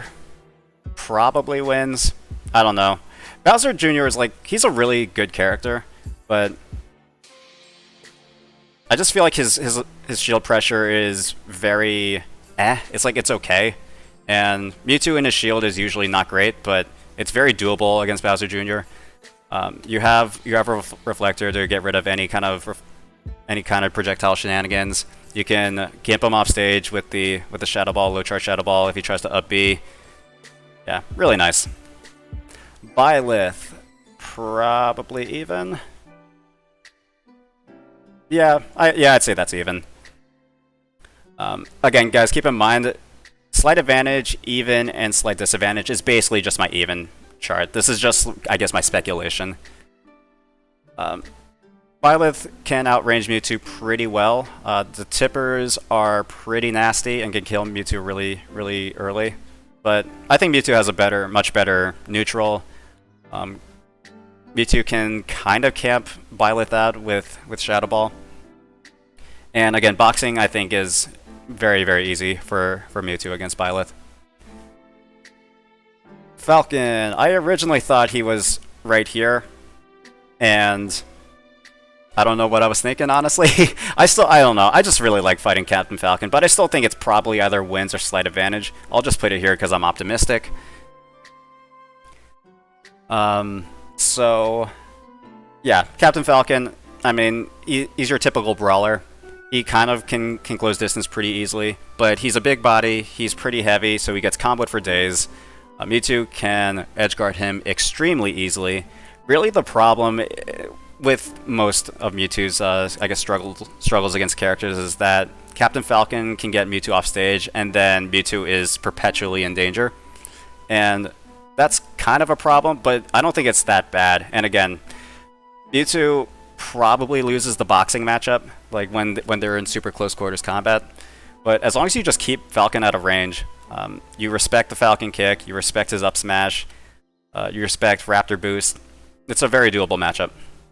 Very, very good. Okay, Chrom. This is probably a -1, I'm not gonna lie. Chrom and I'll pick Roy here too. Chrom and Roy, I don't think it's impossible. Some people put it like right here, and this is the tier where I think it's like significant. Like -1, sure, it's there, but it's not anything that it's unwinnable. -2 is where it's like you need to play your heart out, and I don't think that's the case for Rom and Croy. They do have really good buttons. They fight you. Their boxing tools are really good. They close the gap extremely well. But as soon as, like, if you just keep your distance, if you can, at any point you can, like, just win neutral and just find a way to, as Mewtwo, if you could just find a way to, like, keep your distance and just condition them with Shadow Ball, the matchup becomes a lot more doable. I would, if I was, like, super optimistic, I would say, like, right here or even. But I'm trying to be realistic here.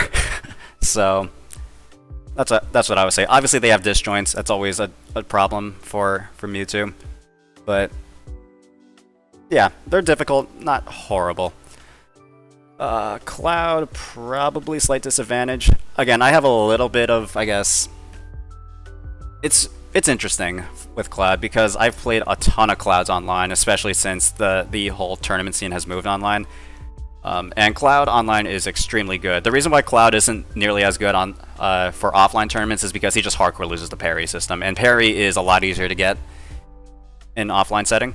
But yeah, I think it's still a relatively even matchup. He probably wins a little bit.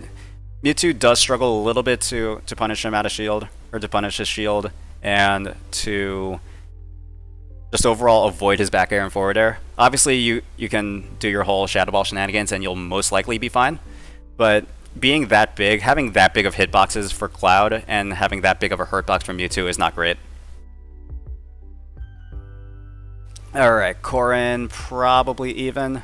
I used to think Corrin was like hardcore lost, but after seeing Cosmos play and after seeing just playing against a lot of other Corrins, I definitely think the matchup is a lot more even. Corrin has, again, pretty good aerials, really good back air. Pressure is surprisingly good. Like, I don't know, just being trapped in shield against Corrin I think is extremely scary. So that's what I say. Obviously Mewtwo has a really good neutral. Shadow Ball is kind of hard to deal with as Corrin, as long as you can as long as you can keep your distance against her, which for Corrin, since she moves so slow on the ground, it should be relatively easy to keep your distance. But yeah, that's what I would say. It's a very swingy matchup. Peach and Daisy, probably right here. Actually, no, we're gonna put it here because top tier privilege. I don't know. I've yet to fight a Peach or a Daisy that makes me think it's this bad, but I know they're out there, and I've seen Samsora play, and I just theory crafting in my head. Again, from just my experience, I would probably put her right here or even here, but I know it's too good to be true. Daisy and Peach are extremely good characters. They have a lot of great pressure that Mewtwo, I feel like in Shield, just cannot deal with, and as a result, I think it's a winning matchup for them. I do think it's doable. I do think it is very much doable. It is far from being a help me matchup, but that's what I would say.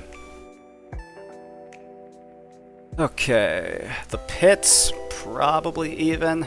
I don't know. The pit buffs actually are pretty significant, in my opinion. Where is he?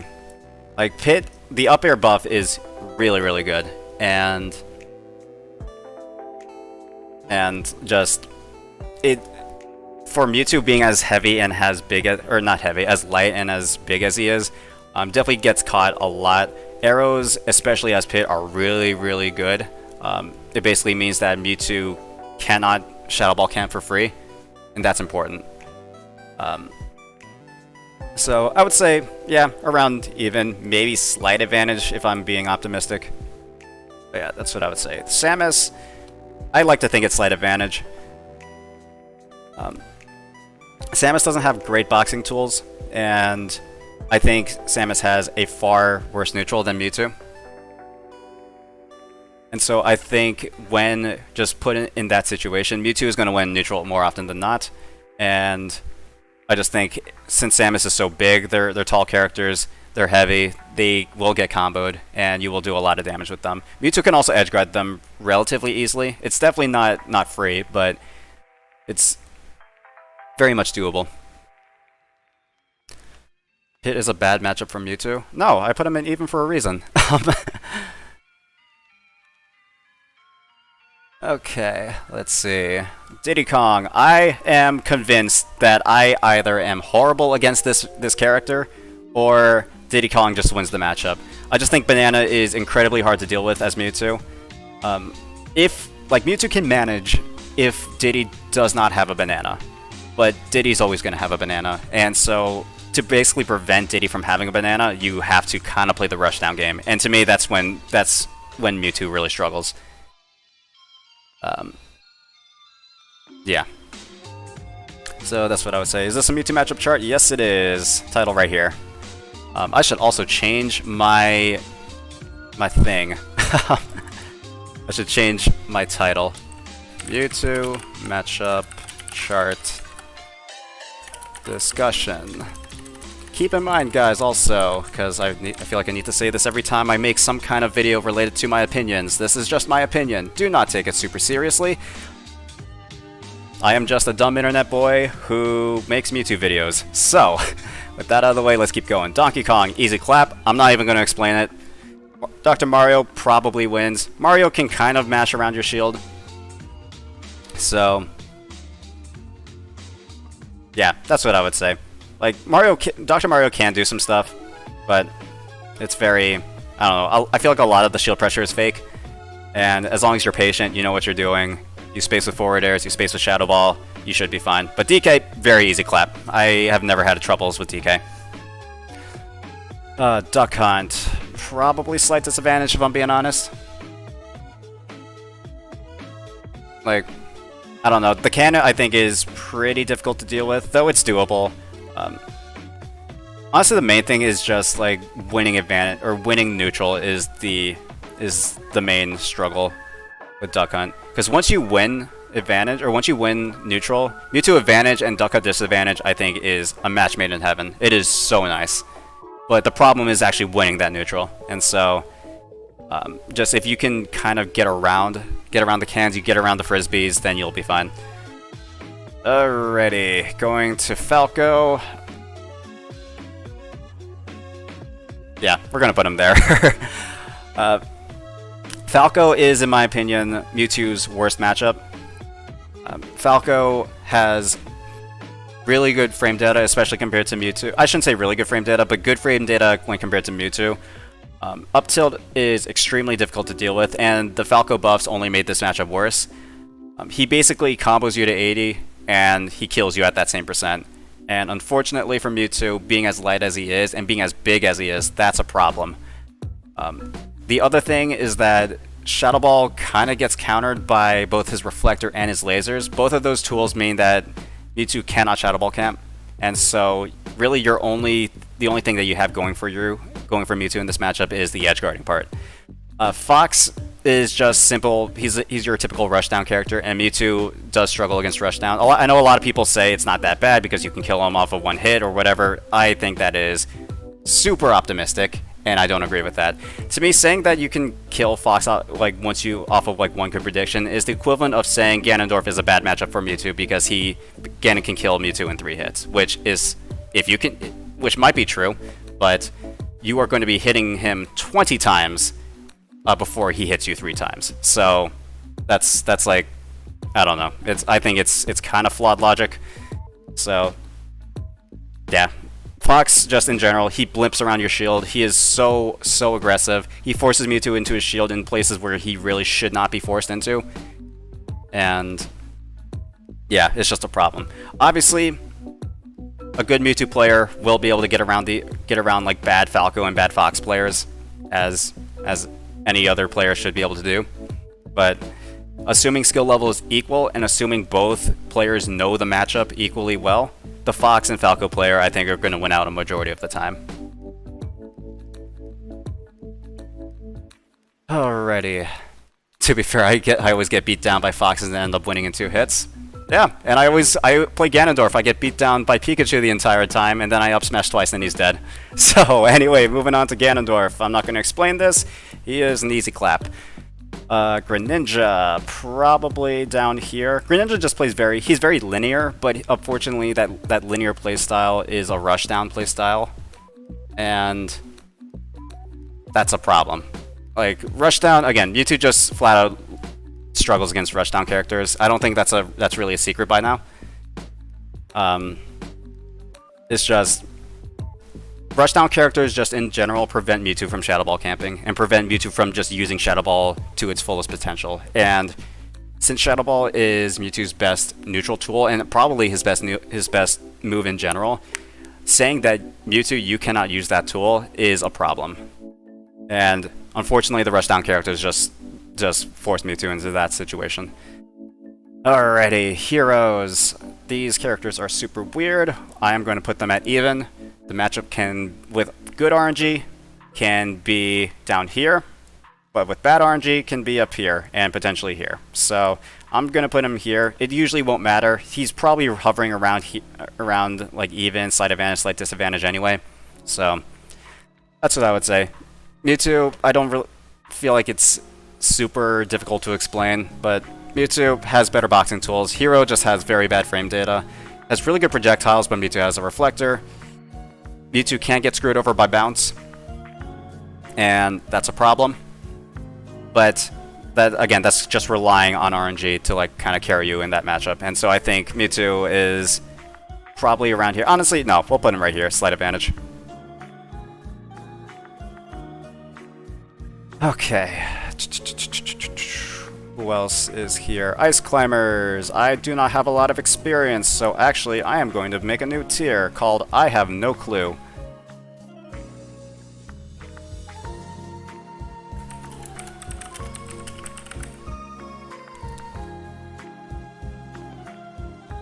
Yeah, Ice Climbers, you're going down here. I'm sorry guys, I have no clue with these characters. They are probably my least solved character I have ever seen.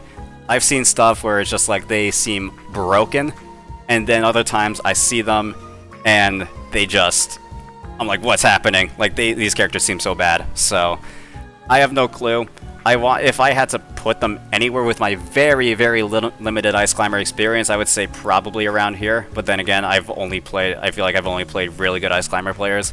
And this is at like the few tournaments that I've actually went to. So yeah, I would say right here. Ike. Probably even. I originally was going to say maybe right here. I used to think that that Mewtwo wins against Ike, but now that I've, I guess, come to my senses, and also with the Ike buffs, well, changes, I want to say, definitely feels like a much more even matchup. My whole thing was that Mewtwo can edgeguard Ike extremely well. I think Mewtwo has a much better neutral than Ike. Ike kind of is forced to play that rushdown game against Mewtwo, and that's playing right into Mewtwo's strengths. And that normally is good. You know what, we'll put him right here. I still think Mewtwo slightly wins, but it's definitely not free. Definitely not free by any means. Ike can, once Ike gets a hit off of you, he just immediately puts you in disadvantage, and that's a problem because Ike's advantage state is really nice. Alright, Incineroar, just a super weird character. Again, it just comes down to how patient you are. Don't get caught by the side B. If he gets revenge up, just run away. Like, that's that's just the main thing. The only times that you're going to lose to Incineroar as Mewtwo is if you decide to play a rushdown game. And that's just not going to work, as it doesn't work in most of these matchups.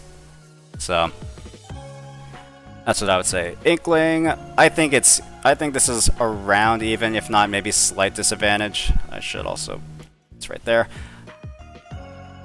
Yeah, I mean, Inkling, super weird character. He plays, I don't know, I feel like theoretically Mewtwo should be fine because Mewtwo has a little bit better range and has Shadow Ball. But Inkling just moves he moves around so well. There are some times where he can low profile the Shadow Ball with his dash, which I think is insane. And that can potentially be problematic. He has good combos. He can keep Mewtwo at the ledge pretty well. So a lot of it just comes down to a neutral win. And I think Mewtwo probably could win that equally as much as Inkling. So I want to say it's around even, if not maybe slightly in Inkling's favor. Alright, Isabelle, and I might as well put Villager here as well. I think these characters are probably around here. Either wins or slight advantage. We'll put Isabelle here, we'll put Villager. Nah, screw it. We'll do this here. Yeah. Villager, Isabelle, they're very interesting characters. To be honest, I feel like I have just barely enough experience where I want to say like Mewtwo slightly wins. It's very even matchup. I mean, they can pressure you with the slingshots. They can be really annoying to get in and combo. But overall, I think it's a very straightforward matchup. Watch out for the slingshot. With Isabelle, watch out for the Lloyd Rocket that goes up. For Villager, watch out for the horizontal Lloyd Rocket. Try and edge guard them anytime you can because their recovery is very exploitable. Yeah, so that's what I would say. Joker, probably a -1, not gonna lie. Joker is just so hard to hit. That's like my main thing about him. It's not necessarily that he has the tools to beat Mewtwo, it's just he has the tools to get around Mewtwo's pressure, if that makes any sense. He just moves so weirdly in a sense, or just to the point where it is just so hard to hit him. Like, I feel like for a character who is as tall as he just is so lanky and is just so flexible in terms of how he can move and how he I guess moves his hurt box. Yeah, so that's what I would say. I don't think it's unwinnable. Like, definitely should not be here, but it's definitely a tough matchup. Also, I don't want to say I don't have a ton of experience. I've played a ton of Jokers in my time, but he's just super weird. I feel like Jokers just have a very wide range of skill, like wide skill levels, because I've played Jokers and I've like 3-stocked them easy, and it's like I beat them 3 times in a row and there are like 2 3-stocks. And then there are other times where I just get 3-stocked. And so I can't tell if it's just the character is so swingy or it's just my unfamiliarity with how Joker necessarily wants to play. Because I watch quite a bit of Leo. He's like one of my favorite players to watch. So it's just super weird. He's a very interesting matchup for Mewtwo. I don't want to say weird matchup because I think he is relatively solved, but is interesting. Jigglypuff, not even. Goes up to probably here. Jigglypuff, I think Tweak said it best. It just comes down to how patient you are. Like, actually no, screw it. I'm putting it right here. I'm assuming optimal play. Jigglypuff just comes down to how patient you are. If, like, just camp with the Shadow Ball and just watch when Jigglypuff, keep note of when Jigglypuff is trying to jump and when Jigglypuff is like trying to do Jigglypuff things, and you'll be fine. Only times that I've lost against the Jigglypuff I was just playing for fun, or I was playing the rushdown game when I shouldn't have. Just force Jigglypuff to approach, and you'll be fine.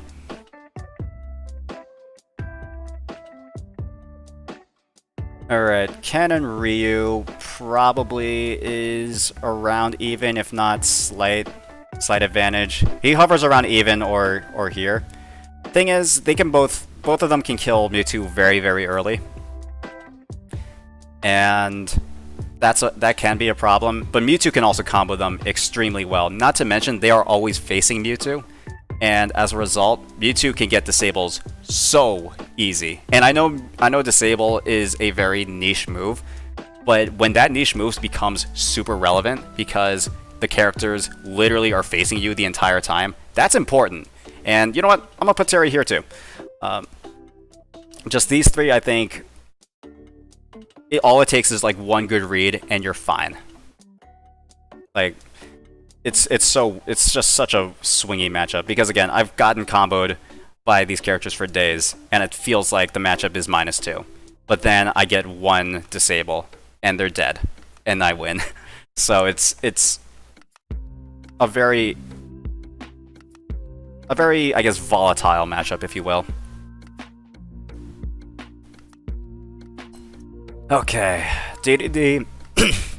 Ooh, excuse me. That was, I think I had some tea leaves get out of the tea bag. DDD, probably right here. I don't know. No one plays this character. I mean, just watch out for when they decide to double jump and then. Ooh, excuse me.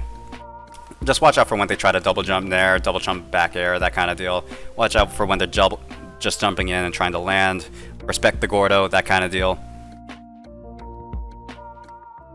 So that's what I would say. Alrighty. King K roll, easy clap. I'm not going to explain. It should be relatively obvious.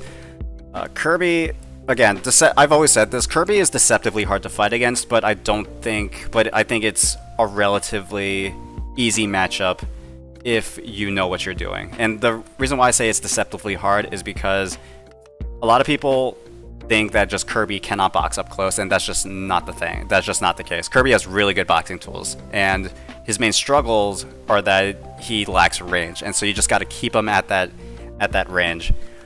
I know IBZ, who is in the Mewtwo Discord, is going to disagree with me a lot on this, but yeah, overall, I think Mewtwo does win against Kirby. Mewtwo just outranges him super, super well.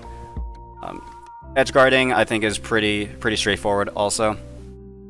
So, that's what I would say. Alrighty, Little Mac, right here. We all know the positives and negatives of playing Little Mac. He's just so volatile. Camp him out. Do what you gotta do to beat him. If you're trying to play for fun, obviously Mewtwo will lose in the boxing game, and so that's just what's gonna happen. But Little Mac, I think, get him off stage, punish his attacks when they whiff, that kind of deal. I won't put it up here because it does. I definitely think it takes a lot more brain power to fight against Little Mac and Kirby than it does to fight against these guys. These guys is just like, I think it's very brain dead.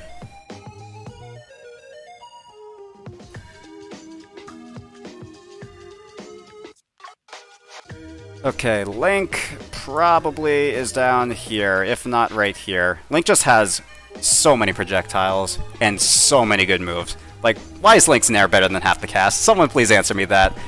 Like, Link's Nair alone is so good. Like, it's just so good. And that pressure that he can put on just that singular move, on top of the bombs, on top of his boomerang, is so good. I don't think it's as bad as Falco and Fox. Like, if there was a list between these two, that's probably where I would put him, but I'm not going to make another tier just for Link. He's right here, but he's a bad -1, if that makes sense. So, Lucario probably here? I don't know. Lucario can kind of get wonky, especially with the Aura shenanigans. He is not a great character, but he's definitely not a free matchup by any means. Again, to be honest, I don't necessarily have a ton of Lucario experience because no one plays this freaking character, honestly. So that's what I would say. Lucas, probably here. I don't know. Yeah, no, I shouldn't say I don't know. Lucas lands around here. Zaire can be extremely annoying to deal with. Lucas' Advantage State is honestly pretty nice, but you have Mewtwo has, I think, a better neutral. Mewtwo can edge guard him extremely well. As doesn't necessarily struggle with Lucas's pressure on shield. So that's what I would say. Lucina, I think this matchup is even / slightly in Mewtwo's favor. I just personally think the Lucina and Marth really struggle against projectiles. They're fast enough where they can deal with them, but it's something that if they have to deal with it, it becomes a lot dicier. And Mewtwo Shadow Ball, being one of the best projectiles in the game, don't at me about that, is extremely good against them. They are a little bit difficult to edge guard. You kind of need to predict when they are going. You need to get them into a position where they cannot up B safely, and if they do, it results them in their death if you predict them correctly. So edge guarding is pretty good. They obviously have swords. They have disjoints. Mewtwo struggles against that. They can ledge trap Mewtwo extremely well. So yeah, very even matchup.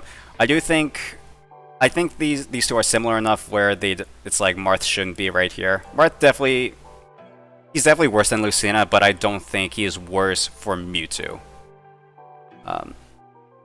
If that makes any sense. Luigi.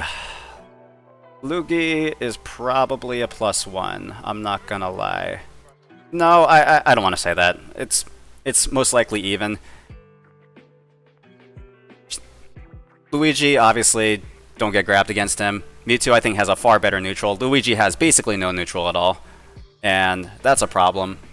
So Mewtwo's going to be winning that a lot of the time, but when Luigi does win an interaction, you're taking a ton of damage. And for Mewtwo, that could be very difficult to do. Like, I played against, I forget what his name was, but back when I was in West Virginia, I played against a West Virginia like PR honorable mention. He was, I think, like this close from being top 10 in West Virginia, and he was playing Luigi, and he was like beating me. He was beating my butt for a majority of the time, and I just get him off stage once, and I down air spike him, and he's dead. He's just, it's such a weird matchup, and I think it's a very similar matchup. I would love to see a Luigi matchup chart, honestly, because it feels like you win one interaction and you win, but most of the time you're just gonna be losing. So, super weird character. A lot of people say very poorly designed. I can kind of see why. But yeah, Mario, probably slight disadvantage or -1. Mario just has really good buttons. He has really good frame data. He can combo Mewtwo extremely well. Mewtwo, being a really big character, definitely is not great against Mario. But Mewtwo does outrange Mario. He does have Shadow Ball. And you can kind of play mind games with the whole cape shenanigans, because Mario may try to reflect your Shadow Ball, and you can just cancel that into a grab or into a down tilt or anything you want. So that's what I would say. It's definitely not unwinnable. I've played against quite a few good Marios. I'm pretty sure I even ran into Dark Wizzy online one time, and like I didn't save the replay, but he ended up winning for sure. But it's not undoable. There was like no point where I felt like I am never going to win this matchup ever. This is like an unwinnable matchup. It definitely felt like if I put in enough time and if I study the matchup enough, I can win, or at least take a game. Okay, Mega Man, also a -1. Mewtwo kind of struggles with that amount of projectiles. Yes, Mewtwo has a reflector, but Mega Man just has too many projectiles. It is crazy. Lemons are super hard to deal with. Metal Blade setups are crazy. I think it's a really tough matchup. Every single time I've played against Mega Mans, it's always been like I go down 2 stocks to 3. Or I go down to my last stock and my opponent still has 3, and I have to just like super clutch it out. There has never been a match I've had against Mega Man where I feel like I am for sure winning this game. It's just he feels it's just such a struggle to fight against. Meta Knight. See, Meta Knight theoretically can ladder combo Mewtwo very well, but I have not fought a good Meta Knight. I will probably put him right here. What's good, Fi? Welcome to the stream. I honestly don't know with Meta Knight. He's such a weird character. Probably with the buffs, he's maybe here. Seems like an even matchup. I don't see any reason why Meta Knight would win, but I also don't see any reason why Mewtwo would hardcore win up here. So I just put him here. I honestly do not have a clue. Mii Brawler, probably here. Mii Brawler is a discount Fox, but that's discount enough where Mewtwo can actually do something about it. Neutral Air obviously is a problem. And his rushdown can get a little bit oppressive, but most of the time, Mii Brawler is slow enough where Mewtwo can react to a lot of his stuff. And he is a fast faller, or fast-ish faller, so Mewtwo can combo him pretty easily. He's a medium-sized character, so again, can catch a lot of him, can catch his stuff pretty easily, and doesn't really have an issue killing Brawler, so that's what I would say. Mii Brawler, my favorite pocket, you already know. Alright, Mii Gunner. Yeah, we're putting him right here. No one plays this freaking character. Mii Sword Fighter. Probably here, somewhere around slight advantage or even. I don't know, Chakram I think is really difficult to deal with, especially during the ledge trapping phase, but Mewtwo kind of wins neutral pretty well. I don't know, it just seems. You got an ad? Hello, that is interesting. I made this so that it shouldn't be monetized. Yeah, it's not monetized. I don't know why you're getting an ad then. Hold on, let me get my chat back. Uh-oh. Let's see if NotBay can figure out how to work his own freaking computer. But yeah, like I said, Mii Sword Fighter, he has disjoints, so disjoints are always good, especially against Mewtwo. Might cause Mewtwo to trade a little more than he should, but Mewtwo has a far better neutral, can edge guard him very, very well. So, at the same time, you gotta be careful for Tornado. You gotta be careful about the Chakram. Up air is really, really powerful. And, yeah. All there really is about Mii Gunner. Again, probably hovers around slight advantage or even. Alrighty. Let's do Min Min. I still think Mewtwo wins this matchup. Someone please prove me wrong, because I know there's a lot of people that say Min Min is a secret top tier, or Min Min just is blatantly a top tier. I haven't seen that yet. She does have a lot of great tools. And I just do not see how Min Min could like potentially hardcore beat Mewtwo. Because I think Mewtwo closes the gap really, really well. Min Min does not keep Mewtwo at a distance well enough for it to be a good matchup. And Mewtwo can edge guard Min Min extremely well. It's... yeah, I don't know. I should maybe hit up Esam to see what he thinks, because Esam thinks Min Min is sold on being just instant top tier. Game & Watch, this is a -1. It is very difficult to fight Game & Watch that knows what he's doing. If you fight a Game & Watch that is just going to up B out of shield every time and down air, like, sure, it's easy to fight. But against a Game & Watch who is actually doing Game & Watch things and knows what he's doing, like is actually using his neutral air well, is actually using his neutral B to like keep you at the ledge, can be very, very difficult. Again, not unwinnable. I don't think it's nearly as bad as Falco or Fox, but definitely a struggle. Palu, top tier privilege. That's all I'm gonna say. I'm gonna have the stream up as public so you guys can watch back at the Gen and Zenkai matchup. But it's definitely a struggle. It's definitely a tough matchup for Mewtwo. She has really good buttons. She fights you like a top tier, and then she edge guards you like it's no one's business. All right, I skipped over Ness and Pac-Man. How dare me? Let's go ahead and put this Ness at like a +1 or a slight advantage. I'll try to be as unbiased as I can be and say that it's an even matchup, if not slightly in Mewtwo's favor. Yeah, so Ness, he blimps around your shield a lot. Just hold your shield for long enough and then punish his option after. That's all I gotta say. I do think a lot of people struggle to fight Ness in general. This isn't just Mewtwo players in general, and a lot of people will say their matchup is like down here. And I personally believe that Ness being a bad matchup for just other people. It's not necessarily Ness is a bad matchup for Mewtwo. I think people just do not know how to fight against Ness, and the character just tilts a lot of people in general. And I think with that mindset, the matchup can get a lot more difficult. But if you calm down and you actually analyze Ness from just a character matchup and learn the neutral, learn how to edgeguard him, and learn that a lot of your stuff really outranges Ness, it becomes a lot more doable of a matchup, and if not, slightly wins. Honestly, if I was making a completely optimistic Mewtwo chart, he would be right here. But we're not. We're going to try and be unbiased, and we're going to put him right here. Pac-Man! Also, honestly, is not bad for Mewtwo. Obviously, he has Bonus Root, which is one of the best neutral specials in the entire game. He has really good buttons. Forward air is extremely good. He can just spam aerials on your shield. That's really good. But he's like big enough where Mewtwo can combo him and kill him reasonably well.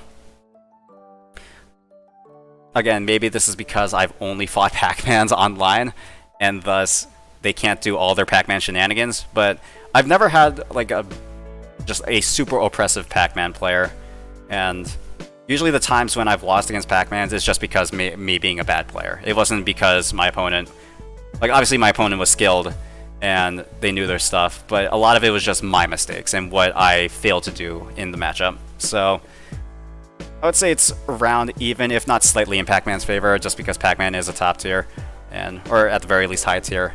So, yeah. Pichu, probably here. I'm not gonna lie. I used to think Pichu was a -2. And then Pichu got nerfed. And got bigger. The thing here's the thing about Pichu, because I will say Pikachu is a -1. I will not deny that. But Pichu cannot camp you. Like, that's just simply because Pichu hurts herself. And every single time she shoots a Thunder Jolt, she is hurting herself, and eventually she's going to have to approach you, and she's going to have to start doing stuff to try and take your stock. And unfortunately for Pichu, Mewtwo has good enough out of shield options where it's unmanageable, where her pressure is manageable, and Pichu just dies so early. Like, she is so light. The fact that Pichu, I can punish Pichu's like bear or forward air cross up with an up smash out of shield at like 70-80%, and she's dead. Crazy.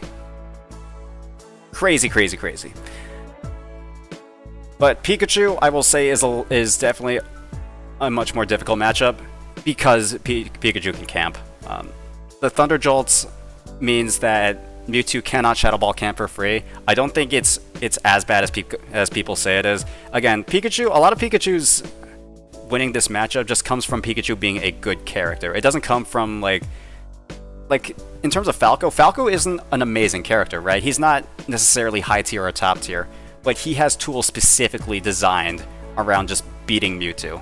Like, it almost feels like Laser is just meant to stop Mewtwo from Shadow Ball camping. Whereas Pikachu is just like, okay, he's a really good character and thus has a pretty good matchup has really good matchups against the mid tiers.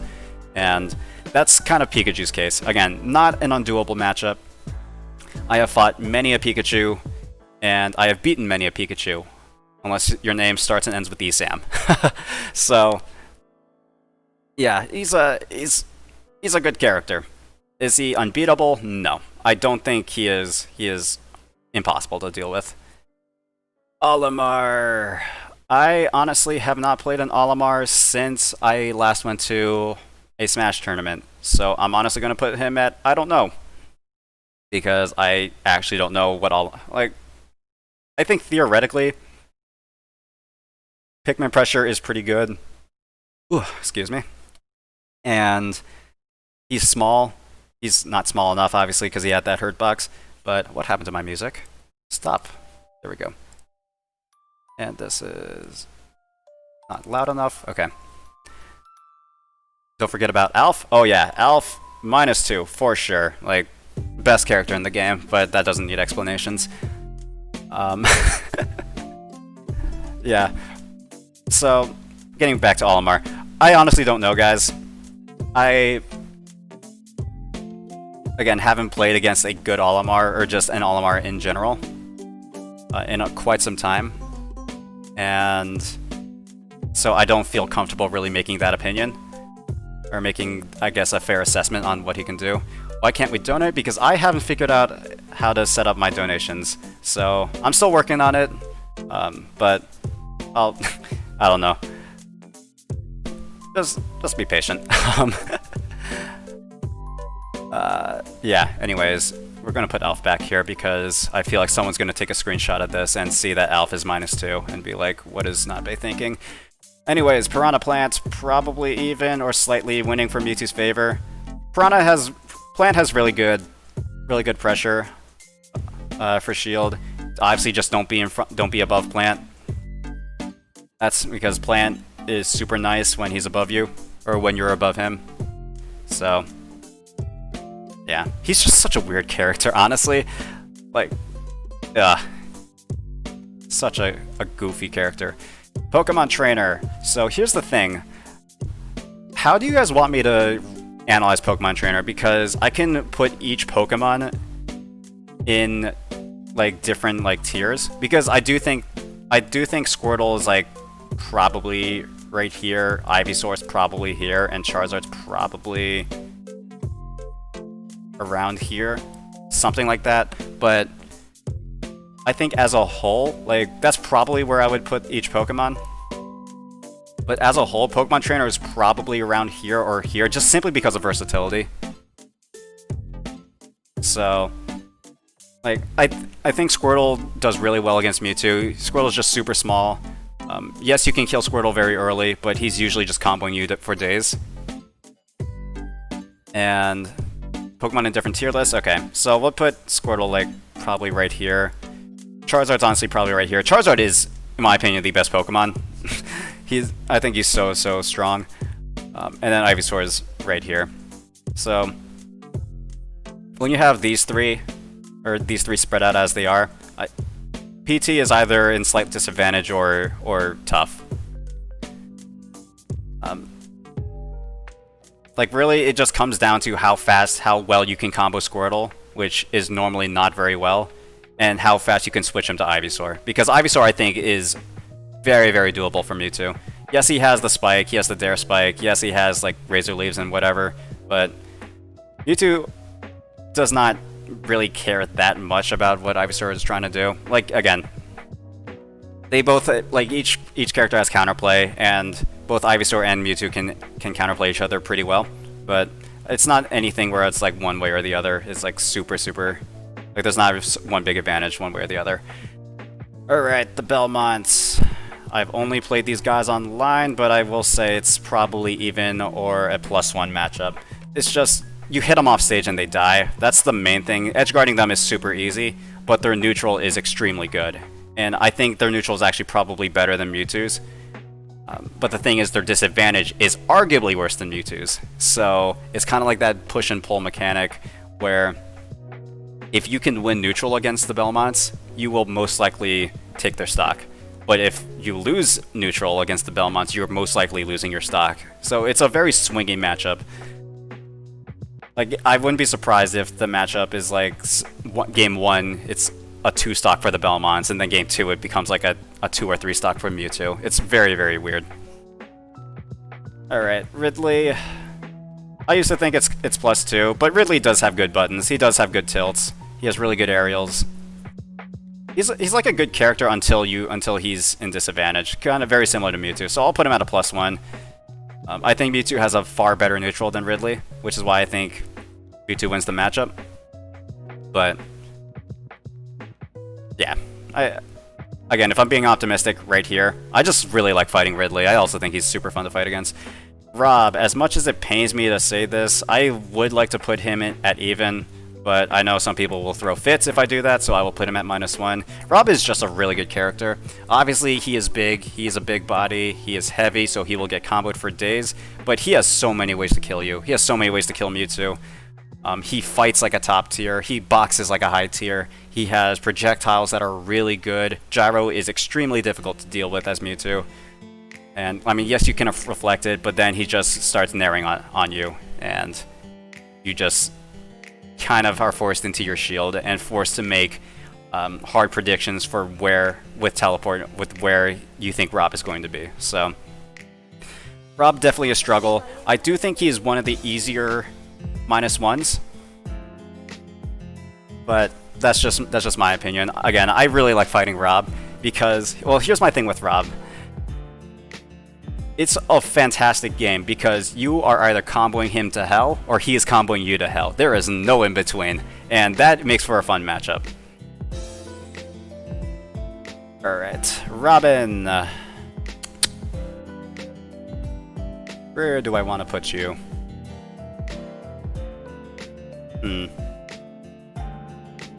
Let's put him... Why did I put him in -1? He's probably around even. Don't have a ton of experience with Robin, honestly, but I've seen a lot of gameplay with Mewtwo versus Robin. Like Zenkai against Jewel was a really good set, and Robin has some really good stuff, but he's just so slow. That's my main gripe about him. And Mewtwo can kind of run away relatively easily. Arc Fire is a little annoying to deal with. His whole book of spells is very good, but Mewtwo can combo him pretty well. He's a tall character, obviously that's good. Edge guarding isn't that bad, isn't that much of an issue. So, yeah. I'm just trying to think in my head. Again, this is more or less me theory crafting. I'm trying to think what Robin really has, because Robin does have combos, assuming he has the Levin Sword. Edge trapping or ledge trapping with Robin is also very good, simply because of the Arc Fire. Yeah. Puff has super easy fair loops on us. That is not true because we can DI out, because we can afford to do that. Puff, assuming we DI in, then Puff can get fair loops all the time. Or fair... Not necessarily fair loops, but fair train.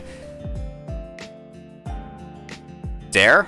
There is no dare loops. And if you're talking about dare to rest, that's true, but don't get put in that position. Like, you could say dare to rest is good, but also we have confirms off a Shadow Ball. Like, it's the same kill confirm. We have very similar kill confirms, and just we have more of it. Alright, Sheik. Probably -1.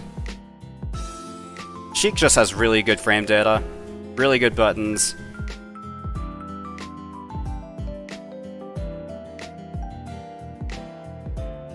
Hold on, Vids with Liam, what are you specifically talking about? Because if you're talking about dare loops, I'm not aware of dare loops being a thing.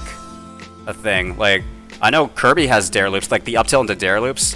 I know that's a thing, but are you talking about dare into rest, or are you talking about, like, literally just doing down air over and over again? Because that does not exist for Puff. And even so, again, just don't get put in that position. Because Mewtwo has so many ways to get out of that.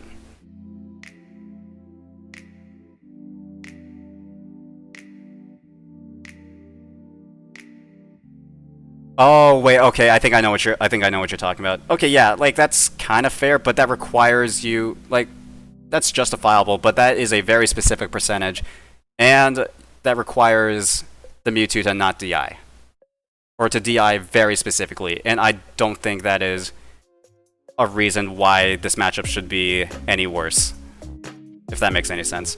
Anyways, let's talk about Sheik. Sheik, very good buttons. Void is scaring me a lot with how much potential this character has. And yeah, I just do not see a world where Mewtwo wins against Sheik. Like, I can say just trade with Sheik and you'll be fine, but trading with Sheik is a lot easier said than done. And she can combo you for days. A lot of people will say, well, she does no damage. It's like, well, she does no damage, but she combos you for until you're at 40%. So she theoretically has the same damage output. It's crazy. Alright, Rosalina and Luma, probably even. I fought against, what's his name, Jackalaka, who is number 6 in West Virginia. And I took the set 2-1. And he plays Rosalina, and it was a really, really close set. But Luma can definitely be a problem, but if you get rid of Luma, the matchup becomes a lot more towards Mewtwo's favor. Edge guarding Rosalina is very, very simplistic because Rosalina does not have, or has a very exploitable recovery. And so a lot of it just comes down to a neutral win and how consistently you can get Rosalina, or not Rosalina, how consistently you can kill Luma. Because once you kill Luma, the matchup becomes a lot easier and a lot more manageable. Shulk, probably, I gotta put him in -1. I have not played a good Shulk. I honestly haven't played a good Shulk in quite some time, and the few that I have played, were not great, so I don't think I can give a fair assessment. If I had to put it just from theory crafting, I think Shulk is probably here. Monado Arts is the best neutral special in the entire game. Like, do not argue with me otherwise.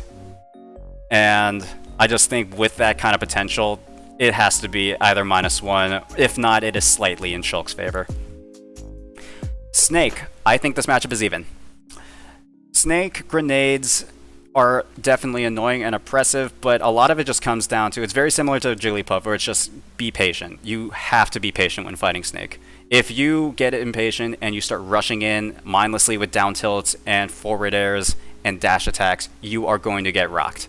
It's a very volatile matchup where as soon as someone gets a lead and the other person gets impatient, whoever gets impatient is just going to lose the game from like a 2 or 3 stock. And that's kind of how it is with Snake. Like the ledge trapping can be very oppressive, but we also have ledge trapping with Shadow Ball. I don't think Snake has a better neutral than Mewtwo. I think Mewtwo's neutral, at least in this matchup, is a lot better, and thus allows us to win neutral interactions much better. Obviously, he has the whatever that helicopter thing is called, and allows him to recover high, which can be kind of annoying because that means we can't really edge guard him that well. And he has the B reverses with C4 and the grenades to land. So his disadvantage is very manageable, which does mean you need to win neutral a lot more than what is normally necessary. So I would say Snake is even.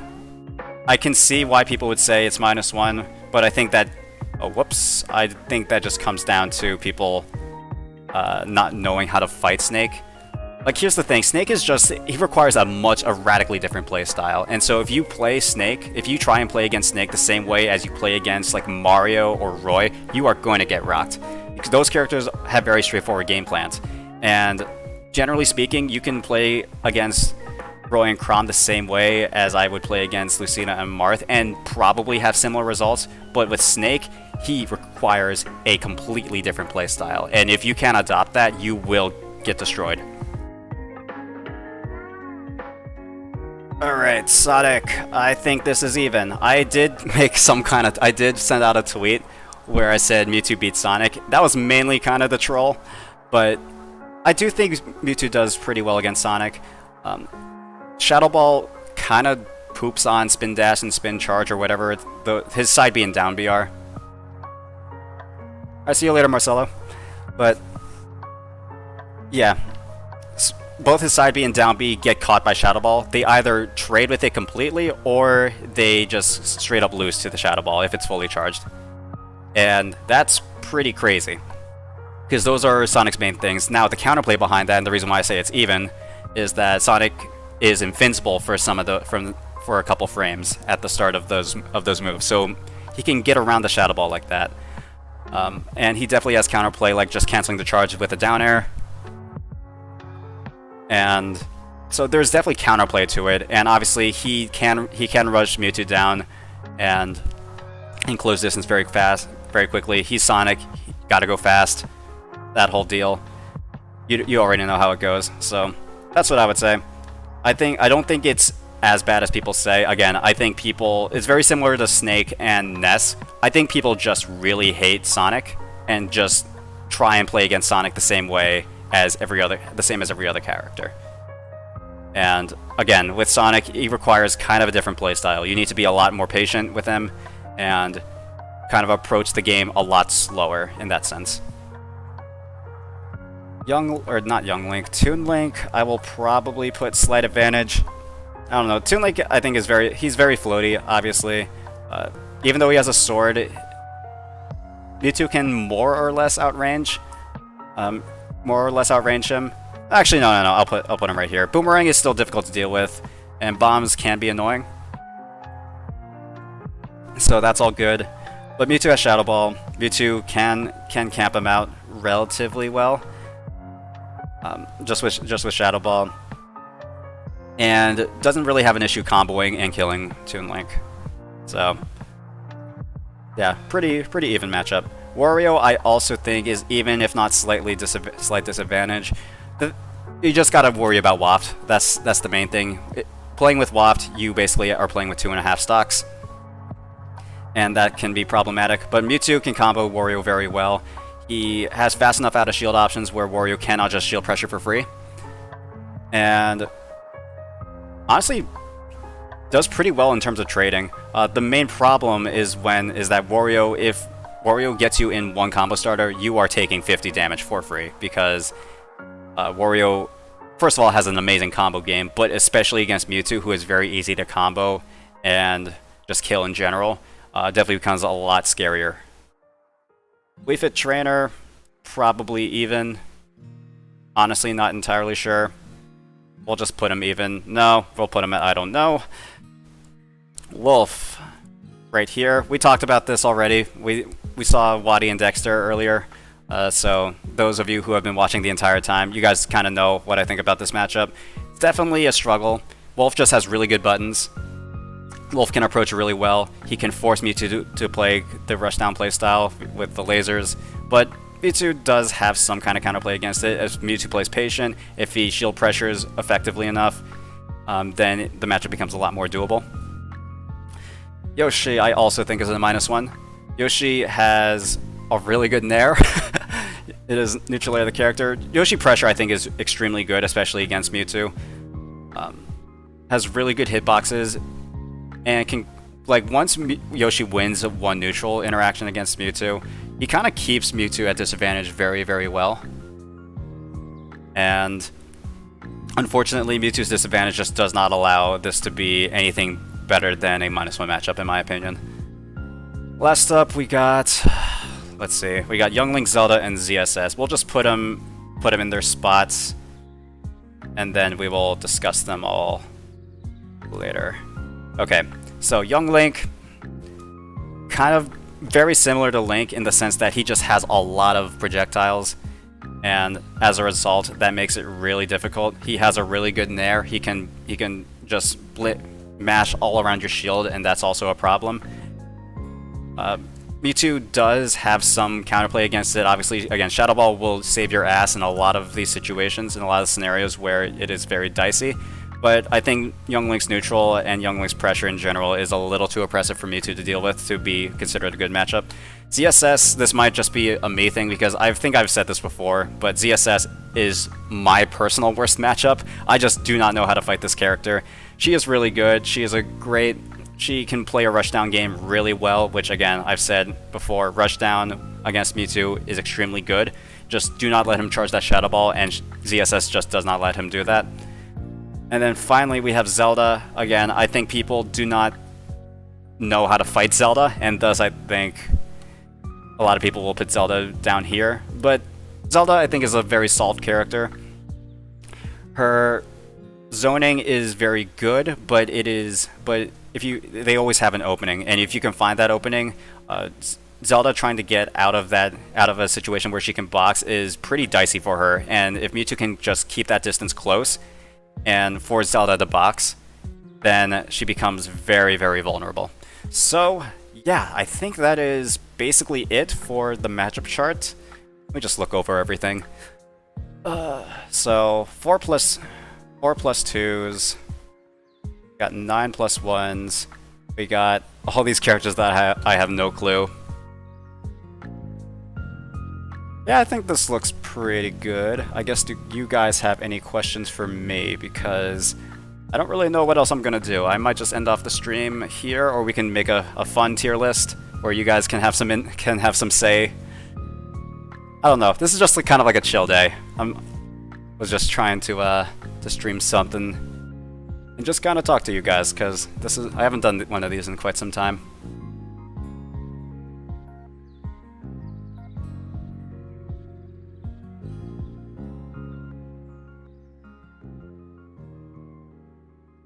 I hate online Zeldas.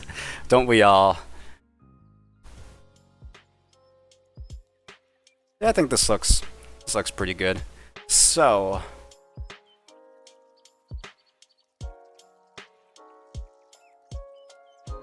how's life? It's been pretty good. Again, a little boring because we're still living through a pandemic, but definitely good.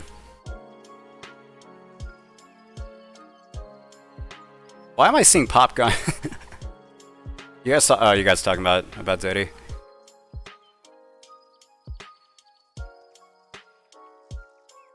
Okay, so going over Cloud. Where did I put him? Yeah, so Cloud is very much a neutral-based character, and he thrives off of basically just winning, just staying patient, winning neutral, and not really going for anything super risky.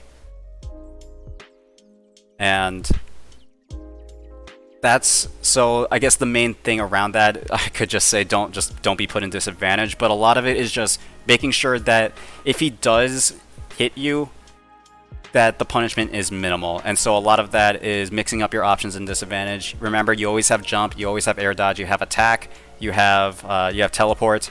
Just making sure your options you're mixing up your options and in disadvantage, and you should theoretically do a little bit better. Help, this man thinks Diddy Neutral B is the best in the game. That is not true. You are just trolling. Oh, it's Yoni. You obviously have not talked to Yoni in at all. Yoni, good job. Keep doing what you're doing.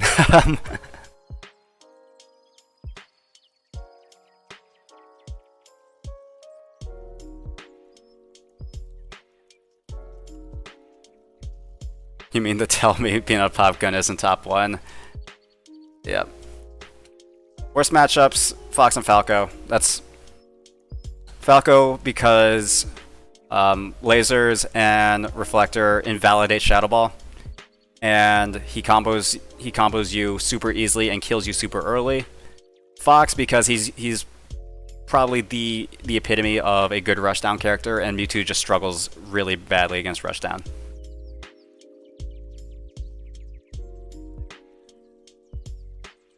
But your buddy mains Link. Any advice for that matchup? So Link is definitely a tough one. You definitely need to keep your space against him. Don't be afraid to take it slower. Take the matchup slowly. Shoot a lot of low charge Shadow Balls.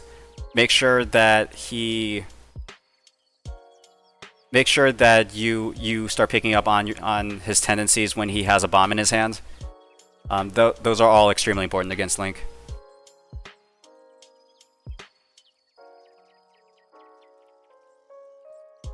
Yeah, I mean, Shulk Neutral B is the best Neutral B in the entire game. You put that on any character, they are broken. You have Shield Art, everyone can get out of a combo. You have Buster Art, everyone has a combo throw, or everyone has a combo, has combo potential. With Smash Art, everyone can kill. With Speed Art, everyone becomes Sonic. Can I explain why DK gets clapped? Sure. DK is a big body, and if you haven't noticed, big bodies suck. Having a big body in this game is horrible, because that means it's just that much more area that is vulnerable. Let me actually, hold on. Let me just show you DK, because I was actually doing some research on DK's frame data, and I found his hurt box. I did not realize how big his hurt box was. Okay, maybe not, because this is... Wait, let me find. There's like one specific image Let me see. Where is like him hanging at the ledge? Here we go. Okay, I guess I can't see it. But yeah, he is massive, and that is a super big problem. Not just for Mewtwo, but just against any character in general. But Mewtwo especially, DK does not have a projectile and is forced to approach, which immediately is playing into Mewtwo's game plan. Mewtwo wants your opponent to his opponent's approach. He wants him to just try and pressure his shield. He wants him to try and predict with Shadow Ball. Like, you are playing specifically into Mewtwo's game plan, and as DK, that sucks. DK is heavy, which is fine, I guess, but he is also big, like I said, which means he gets comboed for days, and against Mewtwo, who is already dealing like 30-40% damage per combo, that's pretty crazy. So he doesn't even really benefit from being heavy. It just means he's gonna reach that kill percentage a lot quicker. Don't get me wrong, I love DK as a character. He is one of my favorite characters to play, but against Mewtwo, it's definitely a struggle.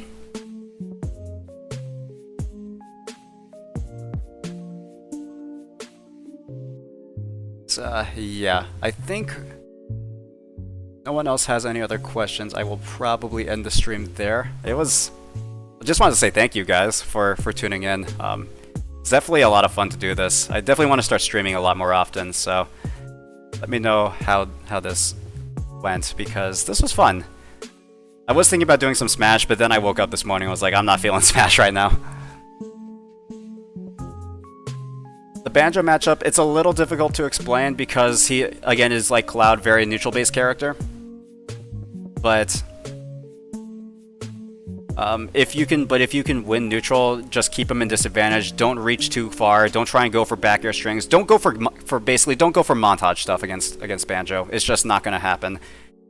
Don't try and go for the not base special. Don't do like bear dare, that kind of deal. If you can just focus on winning neutral, shoot a lot of shadow balls. Focus on like closing the distance. Make sure that you're respecting the egg bomb. You're expecting the egg firing. That kind of deal. How can Incineroar approach Mewtwo? I struggle there a lot. That's a great question, and I don't know how Incineroar is supposed to approach Mewtwo. I guess he's supposed to dash attack, he's supposed to side B, and Mewtwo can just jump away.